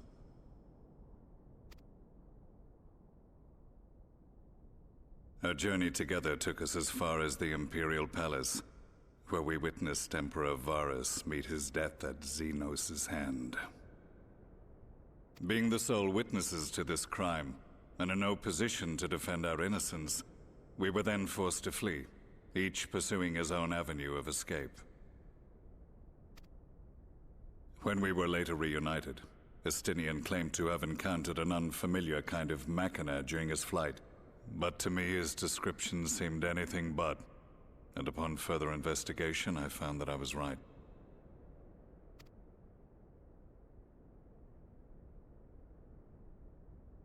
The Empire is developing a new Ultima weapon. What, that Allagan monstrosity, created to vanquish primals, with which you yourself once thought to conquer Eorzea? Also, they had to dig it up. They didn't make it. The same. In my foolishness, I sought to harness its power, and became the Ascian's pawn in so doing. But you know as well as I how that tale ended. The weapon itself, excavated from beneath this very city, was destroyed ere we could fully unravel its secrets, and that should have been the end of it. But unlikely as it sounds, the Empire's efforts to recreate it have somehow borne fruit, primarily through secret research conducted by the 7th Imperial Legion, it would seem. Wait, the 7th was all but annihilated at Cartano. along with its legatus. Indeed, few survived. The Seventh, as it is now, has little in common with the Legion led by Vandarnus, and its leadership has changed hands several times since. Precisely how this project has continued despite such turmoil, and under whose auspices, remains a mystery. What we do know, however, is that a number of prototypes have been produced, and that Wait, it one of sounds them like is this on is its way to Ruby. Eorzea. So you mean the patch I just did just straight up didn't have a trial? Shit, okay.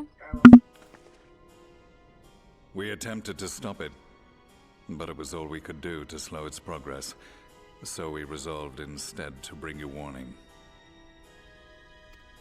And right glad are we that you did, though it soundly dashed our hopes that tensions might ease at last. As it is, we've begun to strengthen our presence in the Gimlet Dark, and are assembling a force to meet the coming threat. A force with you in its vanguard, I hope. Before you say anything, I know full well you have pressing concerns of your own. Your comrades remain in peril, and I would not ask you to forsake them. But the fact remains that you, and you alone, have faced the Ultima weapon, and emerged victorious. We need you. And so, when the time comes, if your comrades can spare you, I bid you lend us your strength. I've assigned an officer to await your word.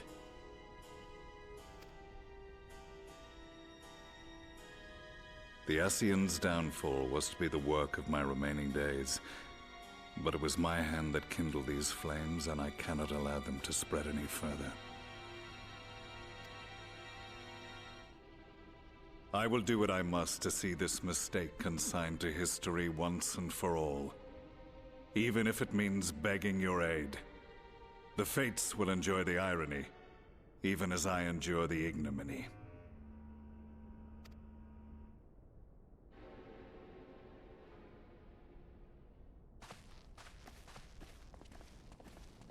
I too shall make for the border and offer my skills, meager though they seem in such company. Mayhap we shall meet there anon.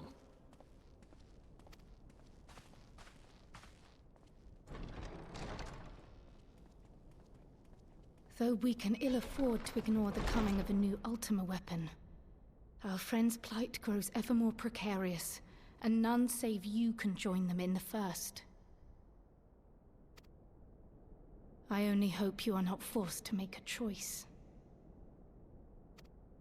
Don't worry, Cryle. The weapons are optional.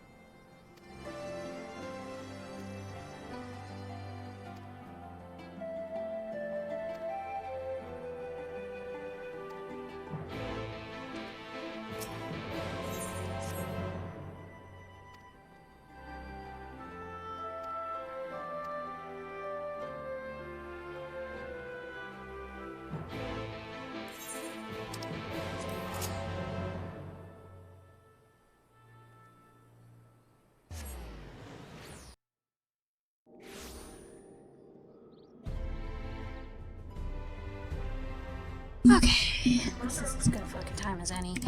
I need a little bit more tea, and also to go to the bathroom. So, breaky! And I just continue to pray that we don't look at Warrior of Light.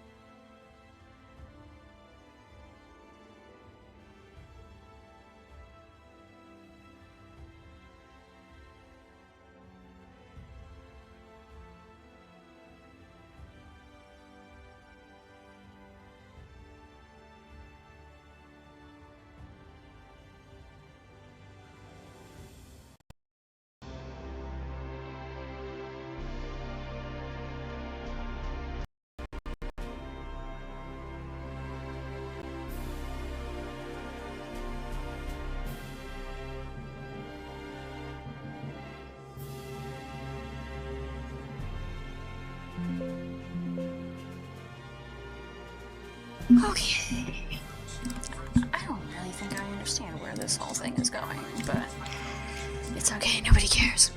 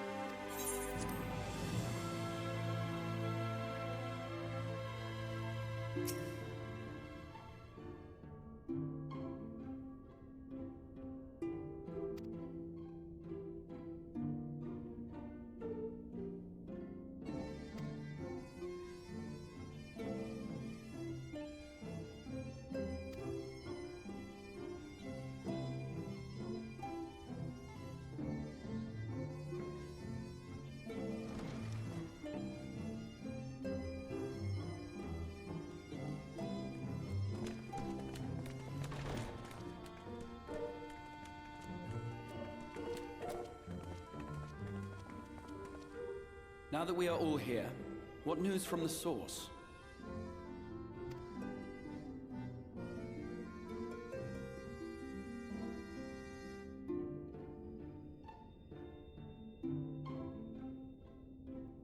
A new Ultima weapon.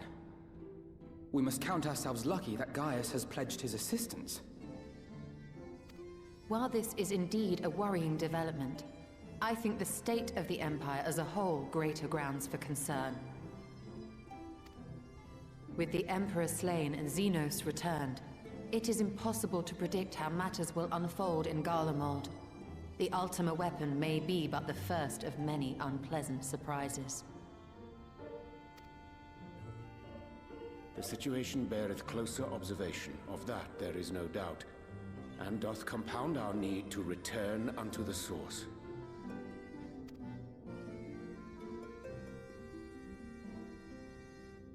Then let us address that issue.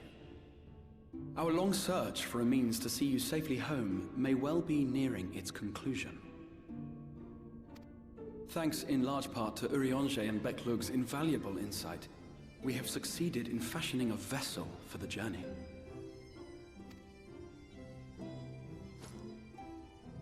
Just one? There's 5 of them. To create a crystalline container retaining the more useful properties of white aurosite, but without its regrettable limitations. And after a good deal of trial and error, we made one. An ark for soul and mind both that will allow your incorporeal self in its entirety to be ferried between worlds. A spirit vessel, if you will. However...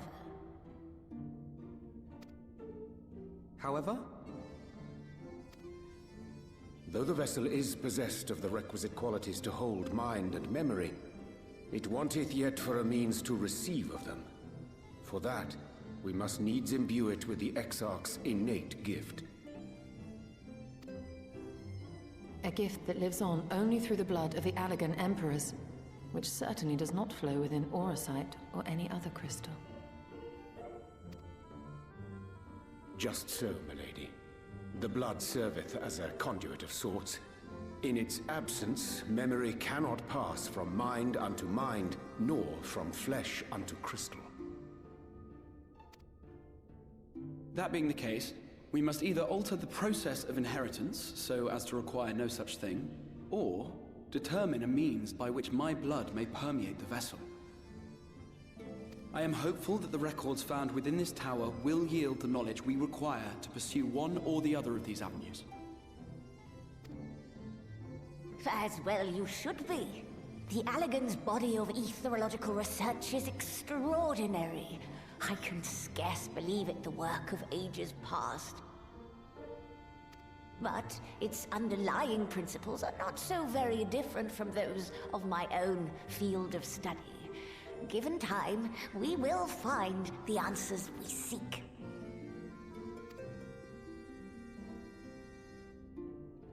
Yes, but realistically, we still don't have a whole I know lot that you of can time. afford to wait, It's okay, though. and it pains me that I must ask you to do so. I can only reaffirm my promise to you that a solution will be found.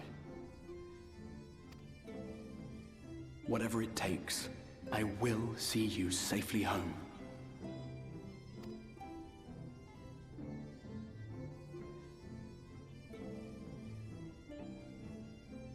My apologies.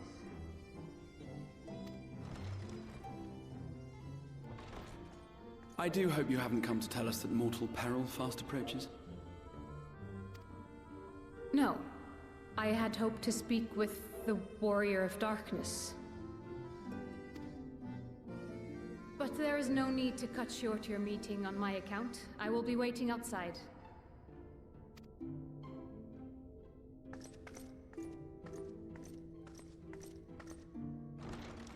Why not speak in here? She knows I don't mind. Unless she didn't want to. Perhaps I might accompany you. Though I am woefully ill-qualified to assist in the Exarch's research, I may yet be of some use to Lena.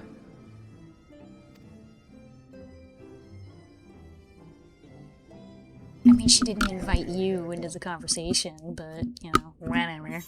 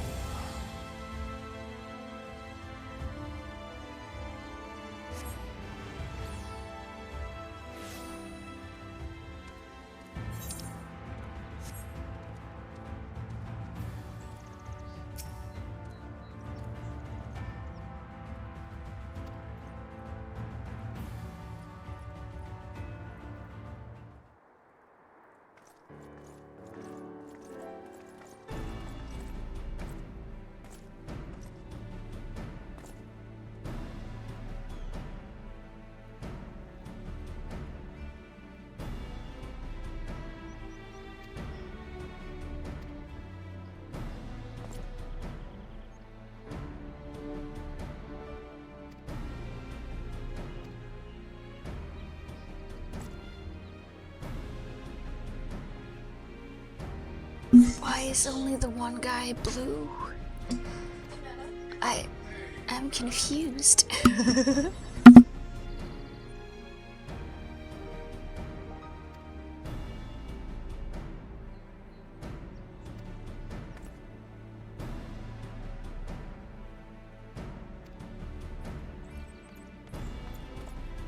Okay, he's blue too. Why are some of them blue? Most of them are not. What the fuck?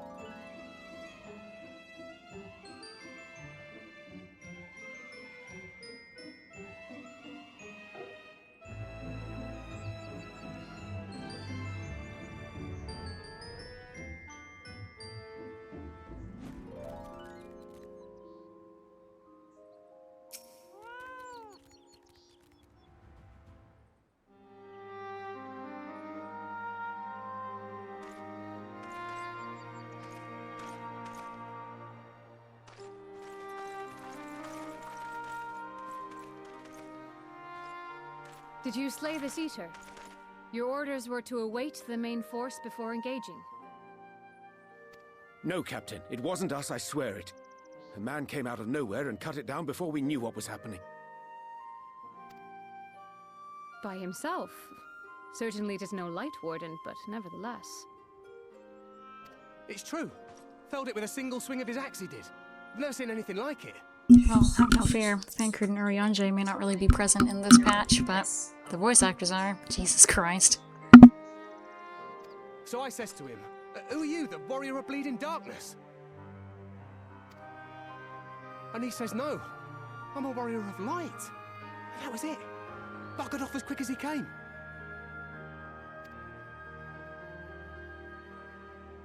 A warrior of light? Why would someone go around calling himself that, though? It was those bastards who caused the flood.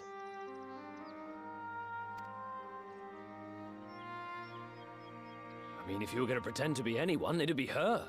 The Warrior of Darkness. Eh? Oh, I didn't know. It's an honor.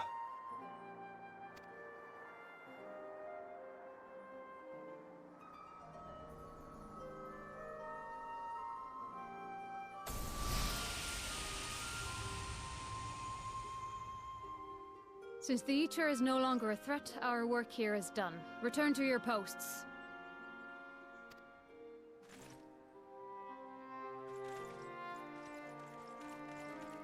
I had hoped to fight at your side today. But I'll continue to follow your example, and may we meet again.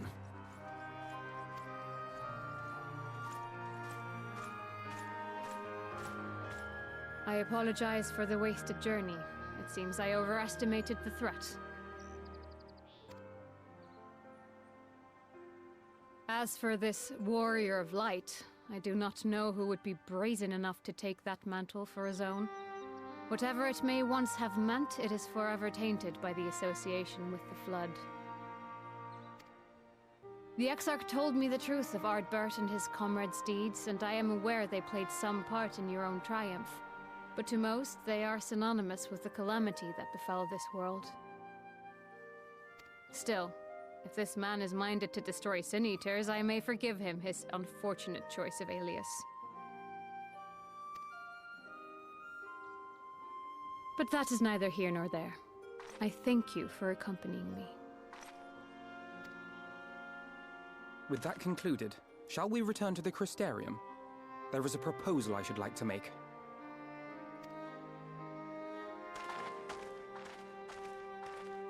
Forgive me. There is one more thing. A personal concern of mine. I had hoped you might have a moment to speak privately. See, you weren't invited, Alpha. Now go away. Take your time. I shall go on ahead.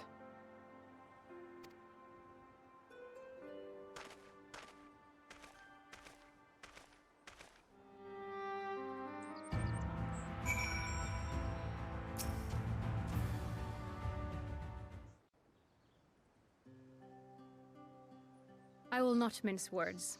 This matter concerns the Exarch. Though his countenance belies his age, his demeanor never has. He has seen more than any man should and grown ever more weary with time. But I see I give the wrong impression. While it is true he attempted to open a letter with a salmon fillet the other evening, we are not here because I suspect his mind is deteriorating. Nor do I believe him to be so maddeningly unconcerned by the prospect of his own death as he once was. Indeed, the opposite is true.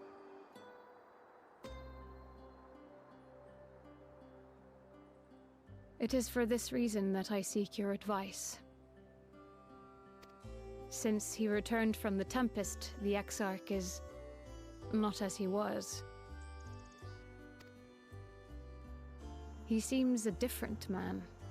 A younger man. I know not the details of his research, but when I saw him at work recently, there was a glint in his eye that I had never seen before. He looked happy. It was as if he had peered into the future and for the first time found joy there. Though it gladdens me to see him thus, I wonder if I should not keep my distance. I fear that my presence will only anchor him to the past, remind him of all the pain that came before.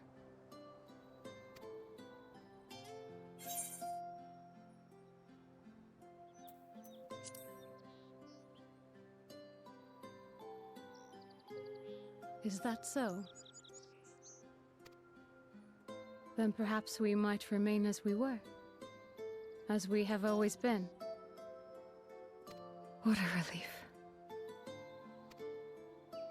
Well, no, unfortunately, Sunshine, he's gonna leave you in a few months, but... I'll have to speak with him about the amount of time he is spending at work. This research is important, I know, but if he refuses to consider his own health, I will have to consider it for him.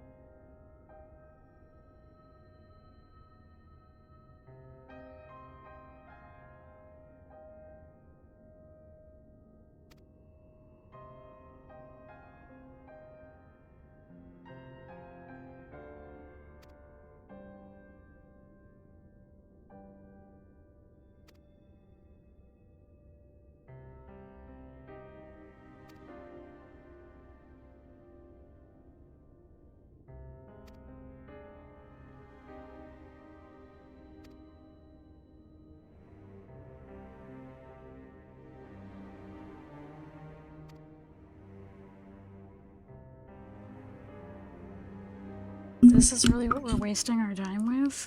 Our 5 friends are realistically dying, and we're just gather the people together. We're gonna tell them the truth of the Warriors of Light. Cool. This changes nothing. They don't hate the Warriors of Light anymore, and you 5 are still fucking dying, so yay? What? I hate Shadowbringers.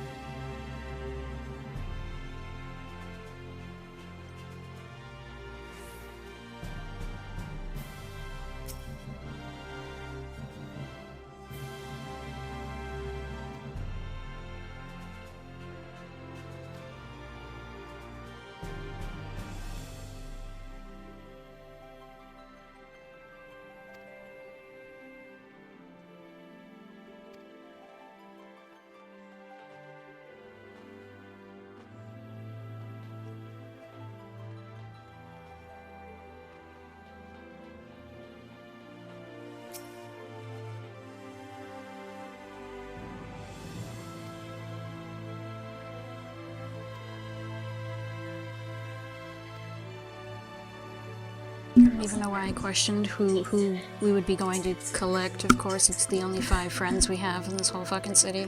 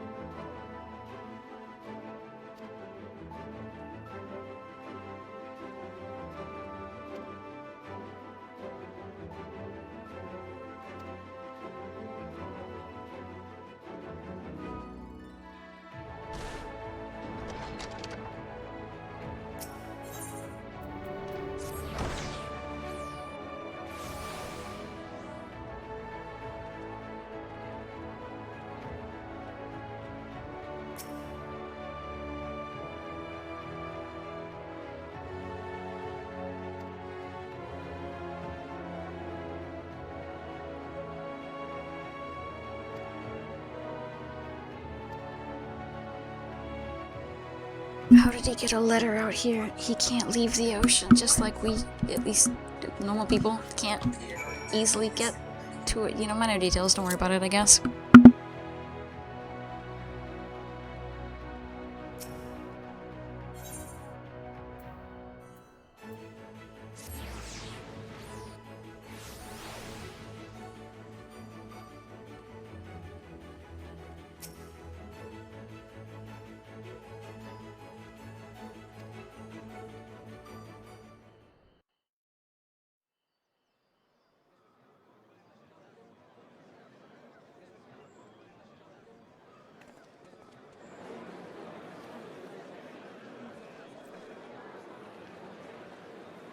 Yes, this looks to be nearly everyone.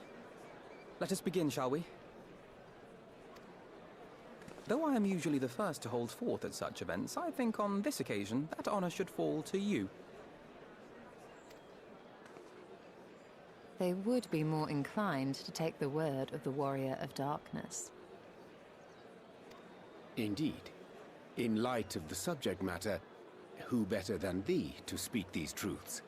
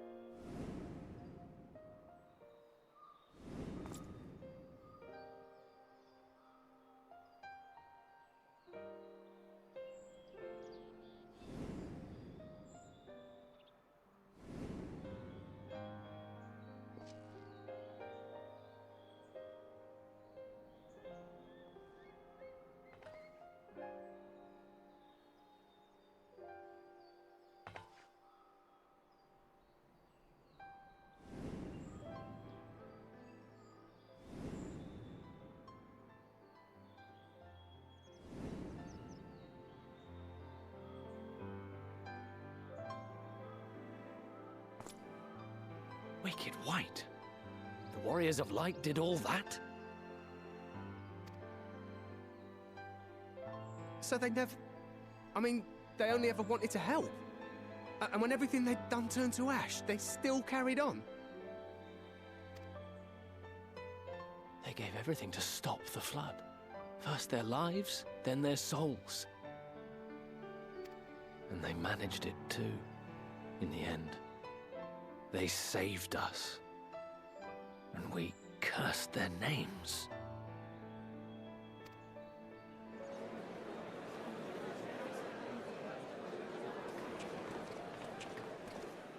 This should go a long way towards clearing the air.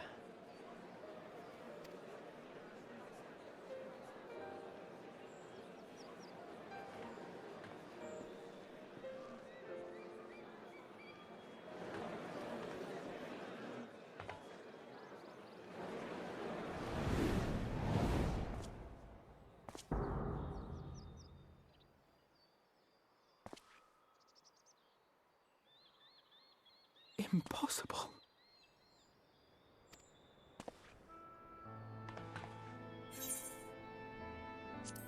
I was hoping we'd ask that. Like, we've been haunted by him for a while now, but okay, cool, it's not just me. You don't think it's a ghost, do you? Nay. Yonder standeth no bloodless apparition, but a warrior of light and darkness both. Ardbert. What in the world?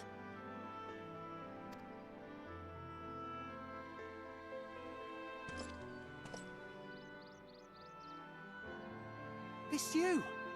The one who slew the Eater!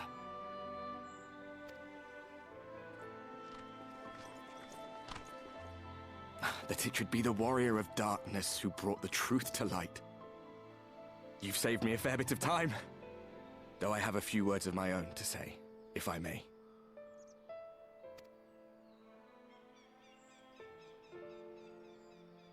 People of the Crystarium, I am Ardbert, one of those you know as a warrior of light. That's impossible. You should be dead. I swear to God, that's Arabic and it's driving me insane. But as the world has been given new life, so too have I. I know not why I, and I alone, have been gifted this chance. But I do know this. Only by the will of the star itself could such a miracle come to pass. Excuse me, we all know that's a lie because you have the wrong version of the axe. Before you now, the warrior of darkness is not of this world. And the day will come when she must return to her home.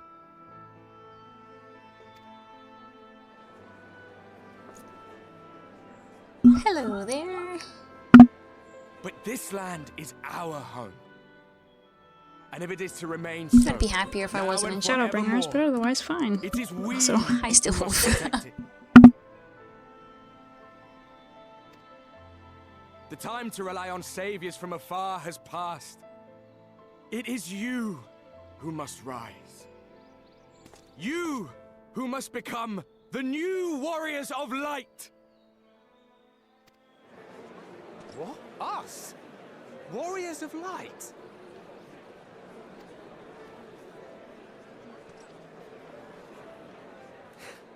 None of us were born heroes, my friend. I was only ever a man with a thirst for adventure. But wherever my journeys took me, I was invariably confronted with the same choice.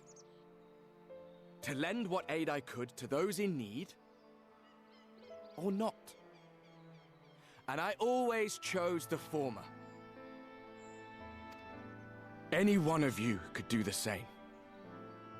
All you need is the will to help your fellow man, and the resolve to see it through.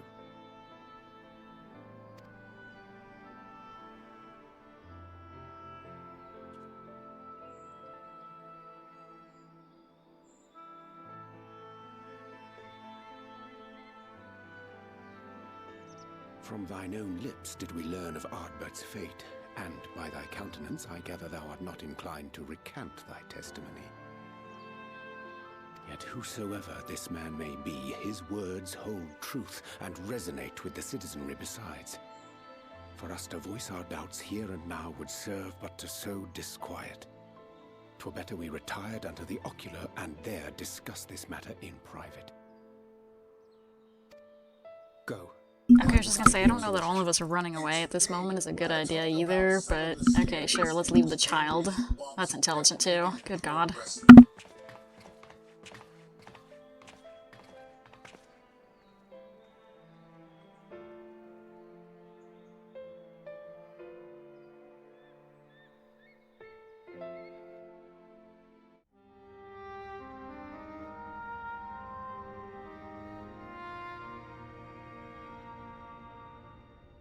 So, that is a warrior of light of the first.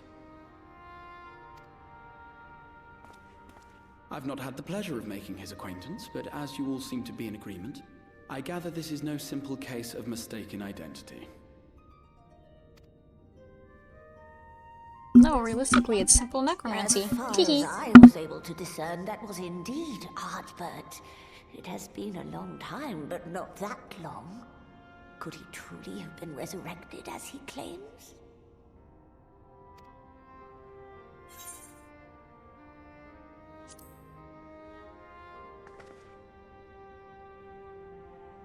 Ardbert did entrust his very soul unto thee. I see no reason to question thy judgment. Nor I. To my eyes, your ether burns as brightly as the day you slew Emmett Selk. That is proof that he is with you still. Well, he's literally supposed to be one of my pieces, you know, a process they abandoned, so, yeah. Passing imitation. I am reminded of the cardinal virtues, though a sin eater he is not.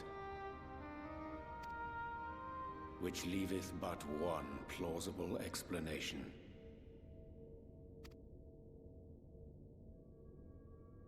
That he is an Ascian.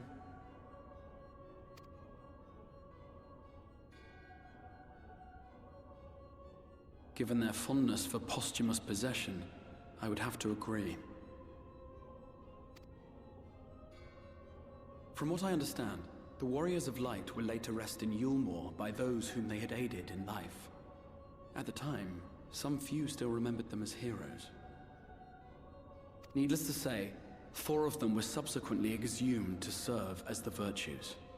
And if one knew where to look, Ardbert too would not have been difficult to find. Assuming then that this is indeed the work of an Ascian, my mind inevitably turns to the last remaining paragon to survive the Sundering.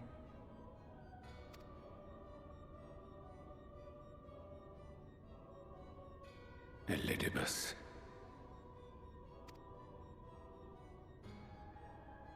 I forgot that we did spend this entire expansion telling you that Elidibus is the last Ascian, and then it turns out no, he's very much not.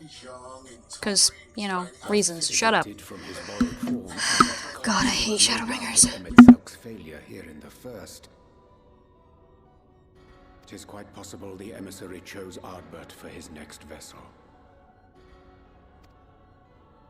Inhabiting the flesh of the fallen.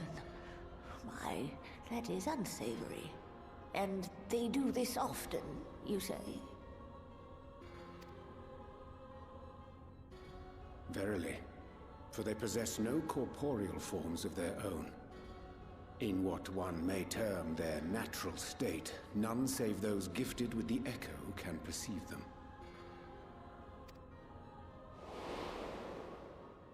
Indeed, when Elidibus intruded upon the waking sands, his presence did go unmarked by all save Nymphilia and the Warrior of Light.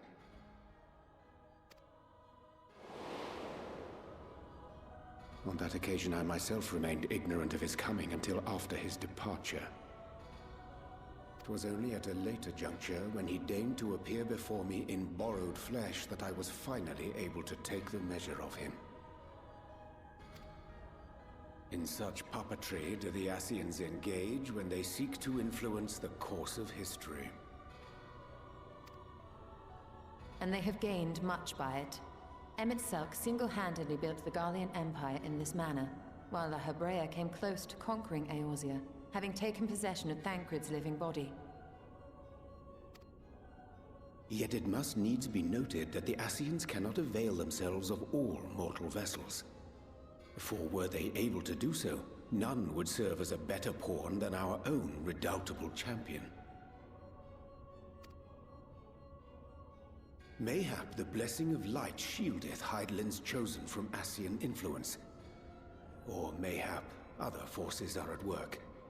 We cannot say for certain. I always thought they came off like ye old demons, or I guess you could say kind of more like vampires. Like, they need permission. Thancred gave La Habrea permission because he was like, hey, if you accept me, you can do magic. Thancred went, and took it. And then obviously thus far they've inhabited corpses and they can't say yes or no either way. Or did the final departure of his soul make it possible, perhaps? Regardless, to hear an Ascian use him to call forth new warriors of light boggles the mind.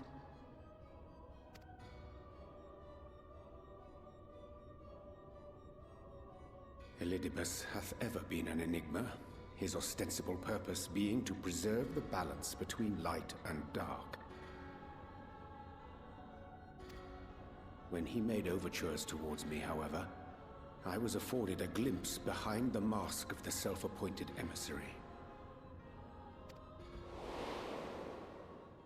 Self-appointed isn't the phrase. Just because we are not on the council that made him the emissary doesn't mean he was not on a council that made him the emissary, but it's okay. Nevertheless, what little I did glean may now prove useful. Elidibus possesseth a subtle mind, practiced in the art of manipulation. That he coaxed this star's most valiant heroes as far as the source with naught save half-truths is no trifling feat. I like to think they were just desperate and stupid, but sure. He doth employ his skills once more to some as yet unknown end. Though naught is certain, should my suspicions prove true, we shall have need of all our wits if we are to uncover and thereafter thwart his plot. Agreed. 'Tis plain that simply speaking out against him will not avail us. At best, it would only serve to confuse the people. And I would hesitate to do anything which might tarnish Ardbert's reputation once more, nor yours by association.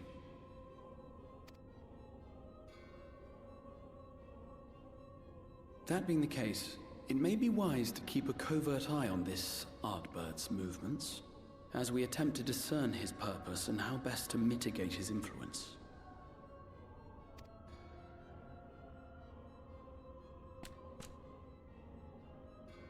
His performance appears to have concluded. What now? Go back out and follow him?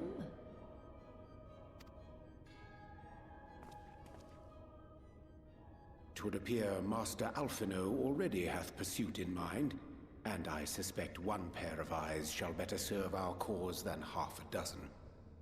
Let the rest of us maintain an inconspicuous distance, for the present at least.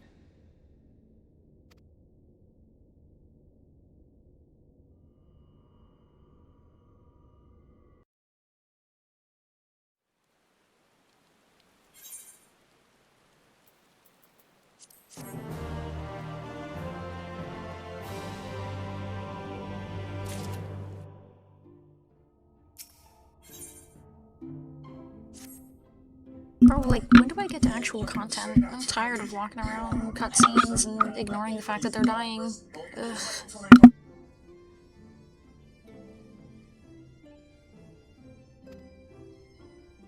I mean, yes, I ignored the weapon, but that's because 1, that requires Duty Finder, and 2, I'm trying to do story, goddammit. Where's my fucking dungeon?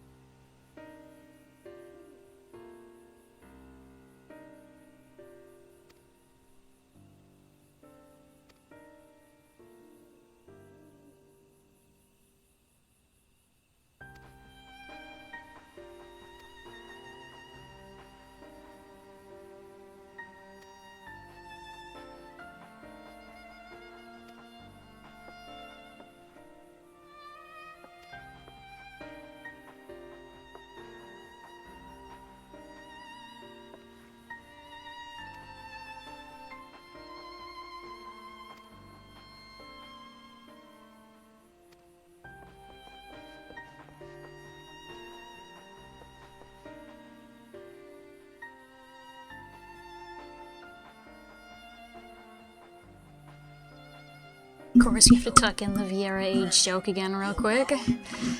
Y'shtola, in case you didn't learn, that's how you get stabbed.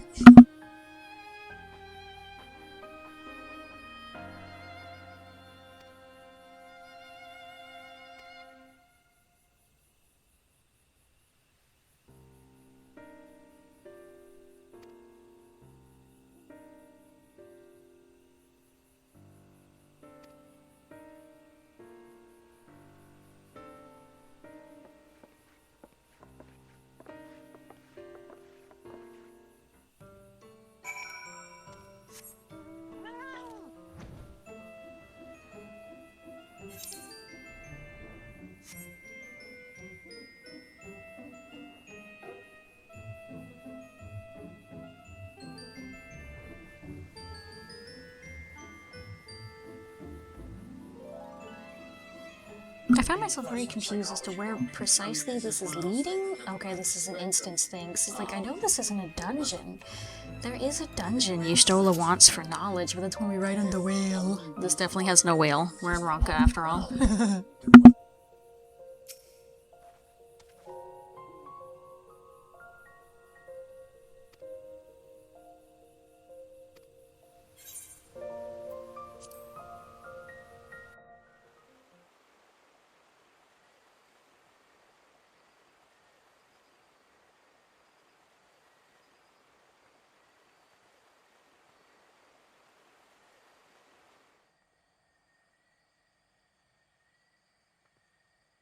Come.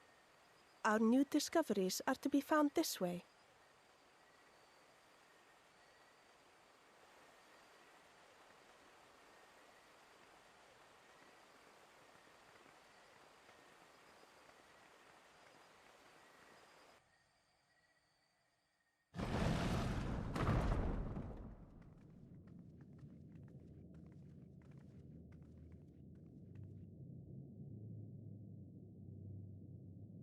The people of Ronka are known to have venerated animals, but these features do not match those of any indigenous species.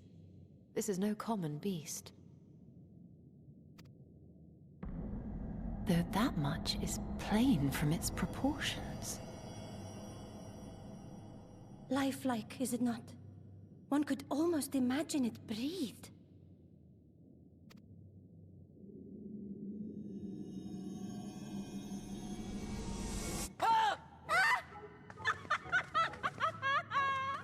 Why you... Ugh.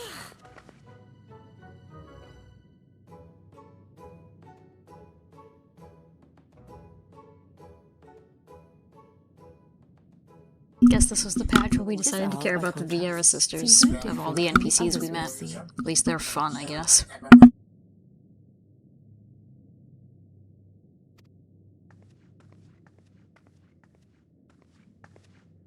The sealed door lies ahead.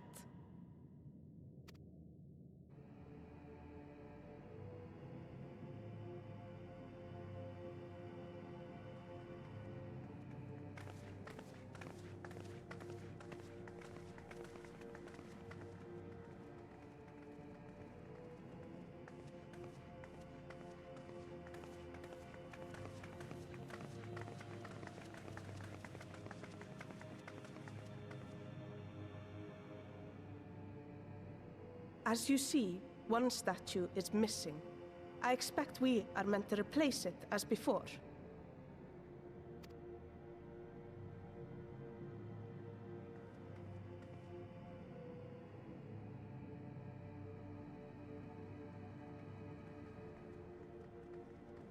Too simple. There will be some additional defense mechanism.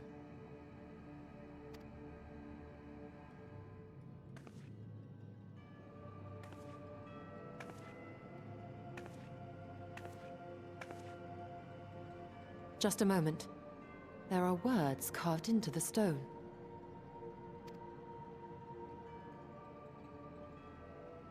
He who would disturb a hero's deserved slumber shall instead waken the beast and know his folly.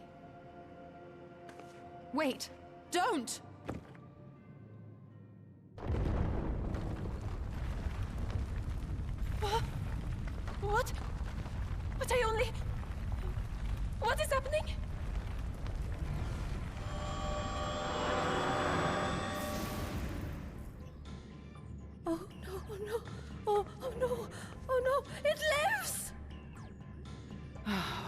Why am I not surprised? Prepare yourselves.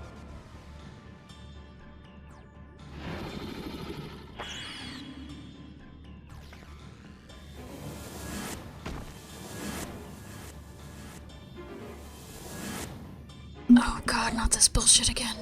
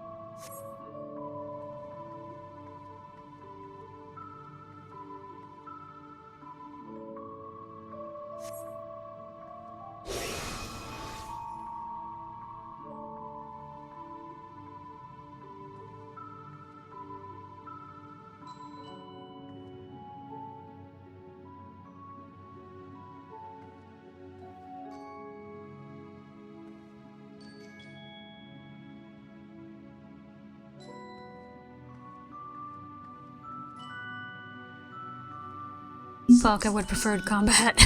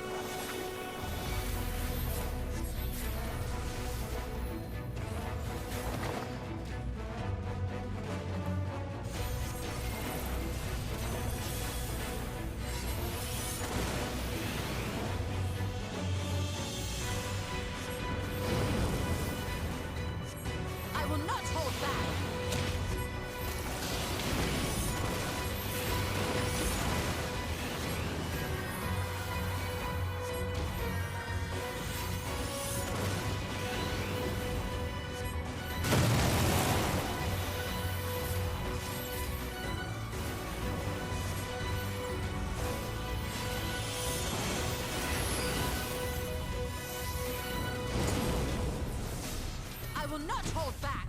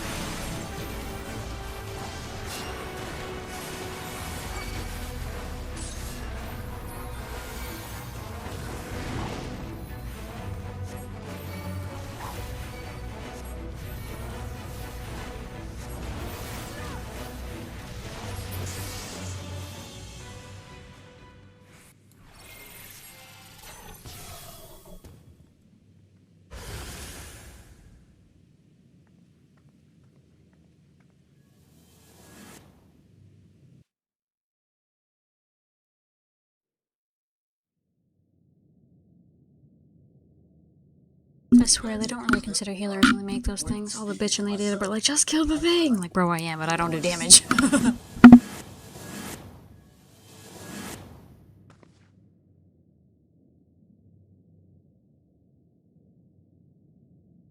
Twould seem the magics have returned us. How polite. Now, what have we learned? Ah, we were bound to run into a living statue eventually. And now we can open the door.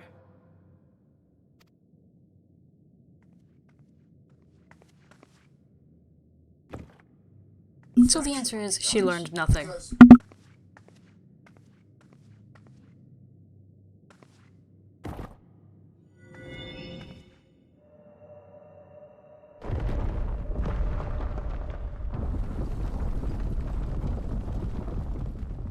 He who would disturb a hero's deserved slumber.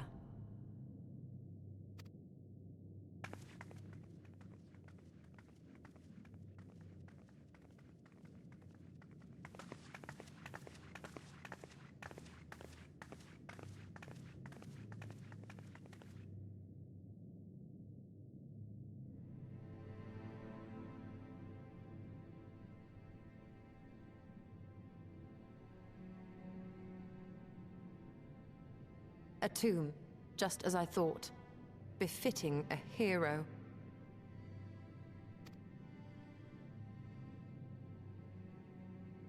She is Vis. Could it be the Archmage Tiuna?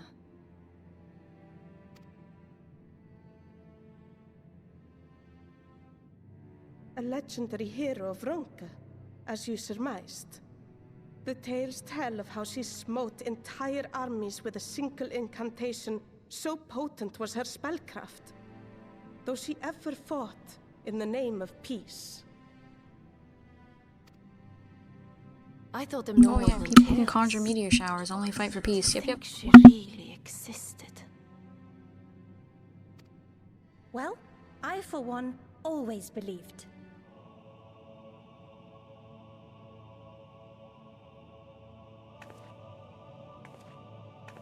I wonder. By the light of fallen stars, great power awakens. Tiuna was not only a master of spellcraft. It is said she could see truths long lost and hear the voices of men's hearts.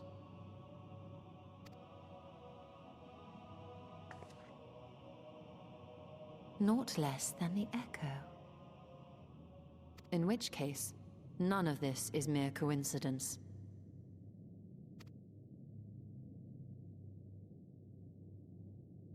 A shower of stars setting the sky aflame. And in both this world and the Source, we find individuals within whom a mysterious power awakened at the sight. We can never unpick the why of it. Now, however, I believe we might.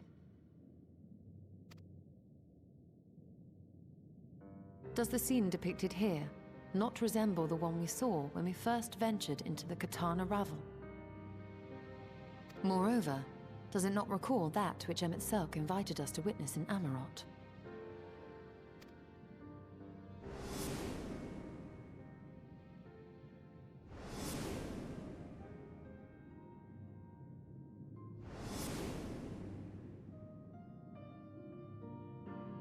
The final days. If, as the Exarch's research suggests, soul and mind share a fragile yet profound bond, might it not be possible for an event to leave such a deep imprint upon the soul that it could be perceived eons later, given a suitable trigger? The echo defies explanation by Ma'am, I might like your voice, but I didn't process a single word you just said. What are we talking about? But if it is a power that once belonged to the ancients, to souls yet undivided,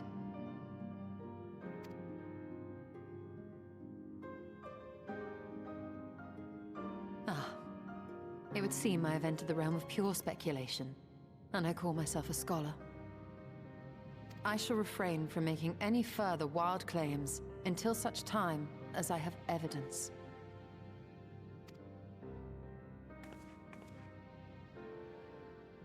Still, I cannot choose but be reminded of our experience in Amarot.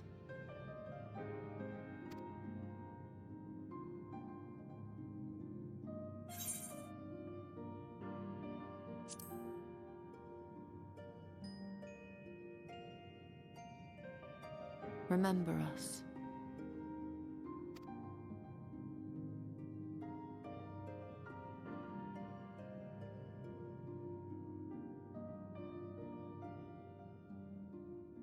History is learned, not lived.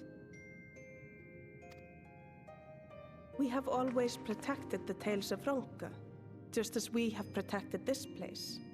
But we are mindful of what our mothers taught us. We see the past through our own eyes, and speak of it with our own words. Thus do we come to understand it in our own way. But this is not the same as remembering. Your mothers were wise. Though we witnessed the final days, our impressions cannot fail to be colored by our own experiences and expectations. Those who lived through it would have perceived the event quite differently. Oh, don't worry, girl. Give it a year and we go through our own. Simple matter to keep the truth alive, or it will die with Emmett Selk and his kin.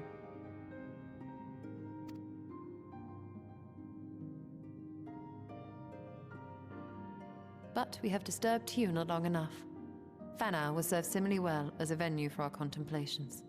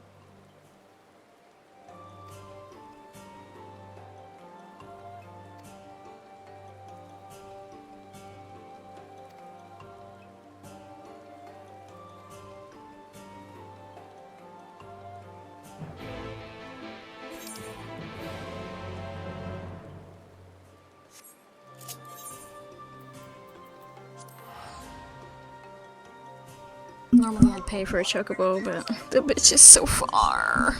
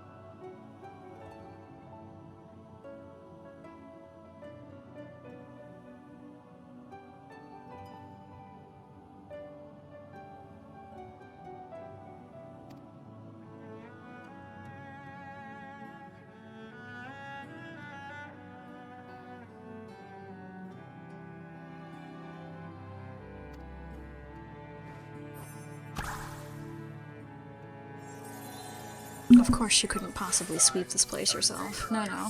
The master taught her a most useful spell, after all. Look at it go. Good grief, woman. Please.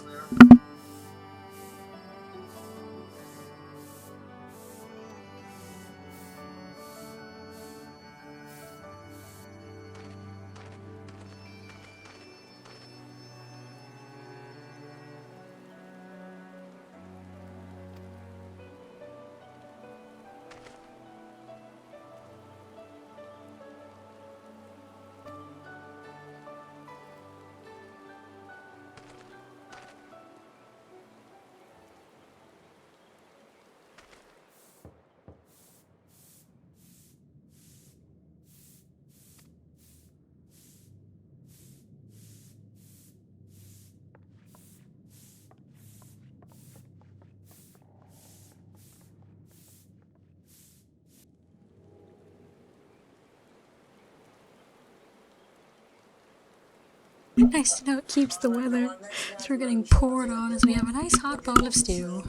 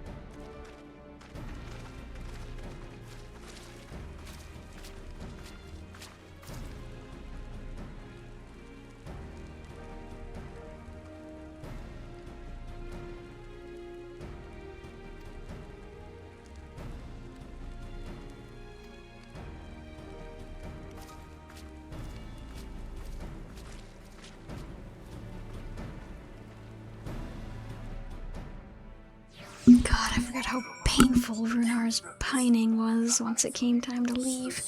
Jesus.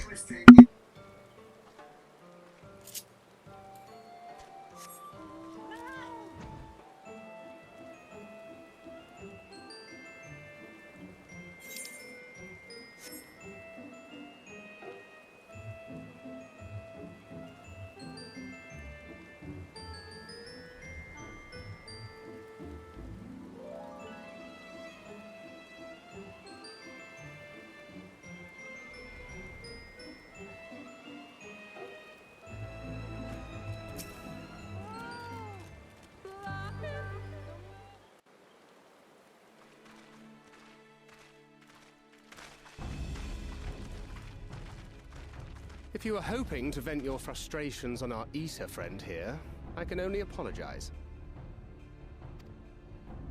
Few as they are now, it took us no time at all to track it down.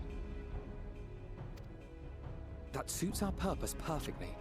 Now we need only wait for Ardbert to arrive. Weren't you two meant to be attending to the empty?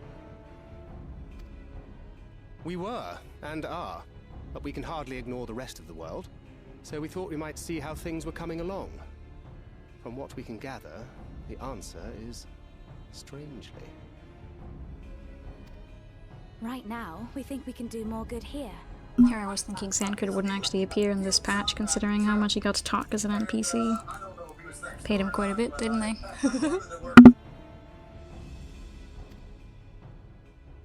It is heartening to have all present.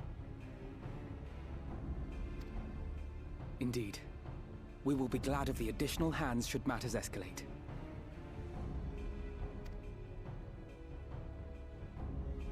Our quarry has come.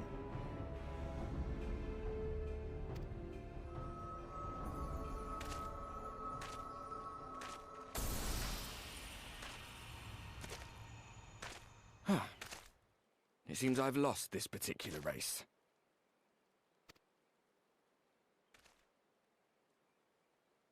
Although I suppose it's only fair. When we first met, it was I who outpaced you. Ravana, was it?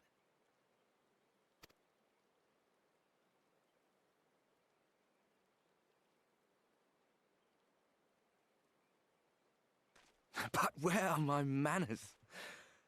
I wouldn't be here were it not for you, and I have yet to say a word of thanks.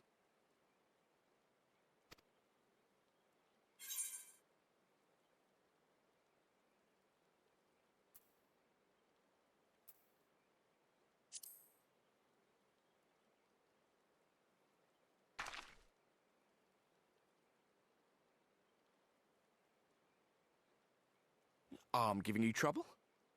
You should have it examined. You should have it examined. My fucking dude, that's not any normal person's response whatsoever.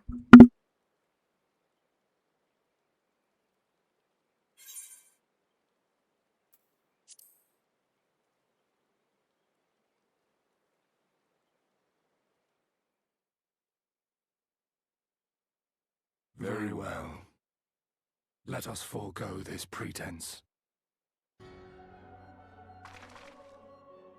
After all, it was never you that I needed to deceive.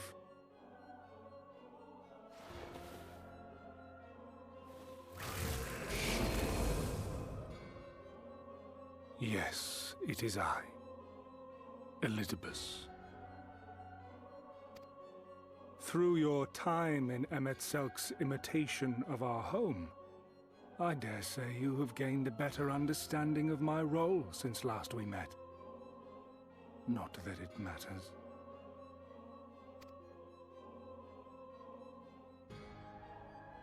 We understand your role, emissary, but not your goal. Well, that does kind of sound like they What got is the it that same you seek guy to for achieve?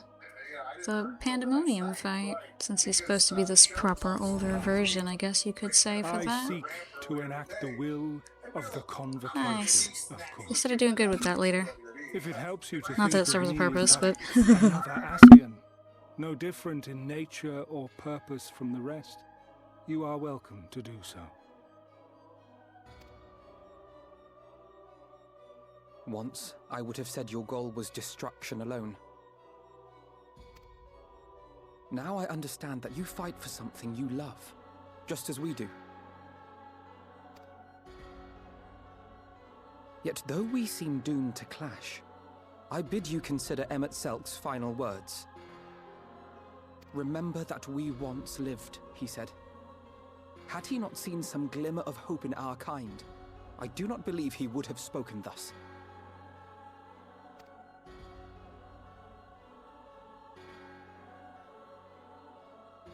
None better understood your plight than he. His words must surely be worthy of your consideration.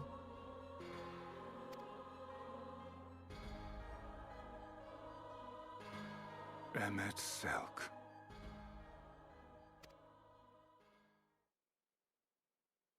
How very unlike you to err so gravely.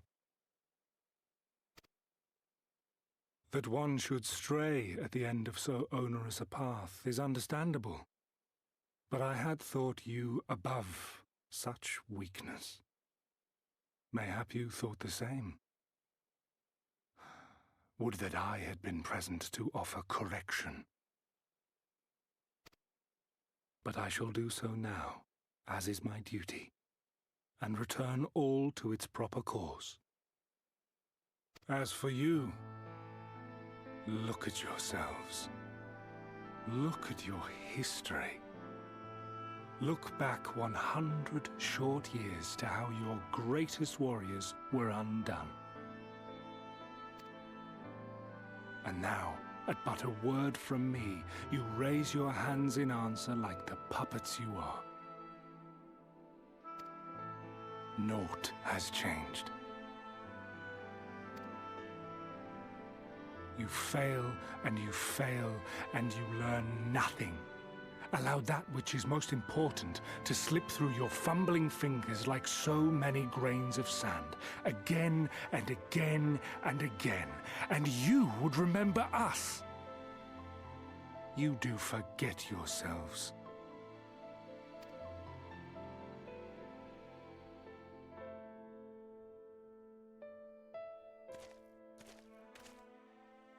There is no common ground to be found between you and I, nor do I require any. I have my duty. Wait!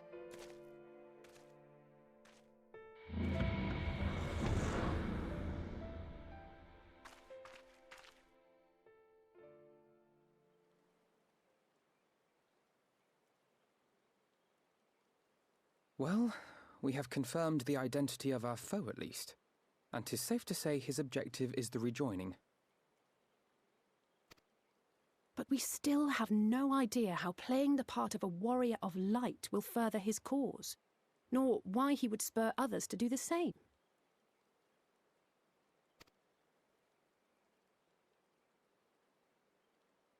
Another visit to the Tempest may shed some light upon these mysteries. Whether we are to exchange words or blows with Elidibus at our next meeting, the fact remains, we know too little. Ere our paths cross again, I would learn more of the world that once was, and of Elidibus himself. In this, we would be best served going directly to his home, much as Emmett Selk came to ours. Though I see the wisdom in thy suggestion, the Amarot we visited is but a phantom born of Emmett Selk's memory. I fear it will teach us little that we do not already know. I quite agree. Yet the ruins of the actual city remain unexplored. Given the vastness of the Tempest, I should not be surprised were there more such structures like to those in which the Ondo reside. Oh wait, so it is Whale Dungeon? At like the end of the fucking patch though? Bruh. Guess at least it's not Warrior of Light. Assuming we are all in agreement, then I suggest we first pay a visit to the Ondo. If anyone can tell us where more ruins are to be found, It is them.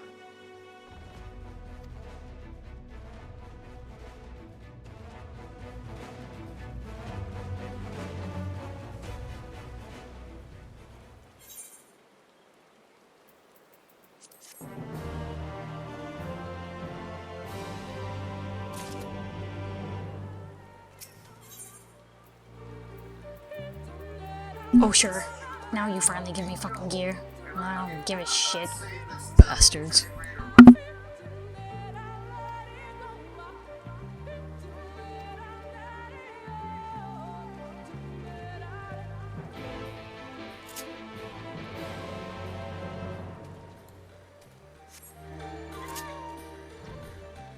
No, I know.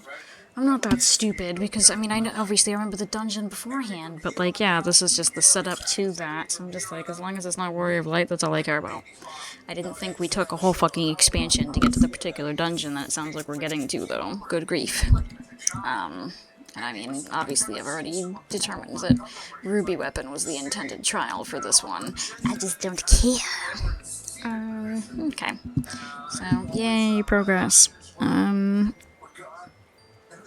I don't... It's like, I don't really know if I want to do Tactics Ogre just yet. But I also don't know that I want to double on Rebirth. We'll do something tomorrow, and I can assure you it won't be this.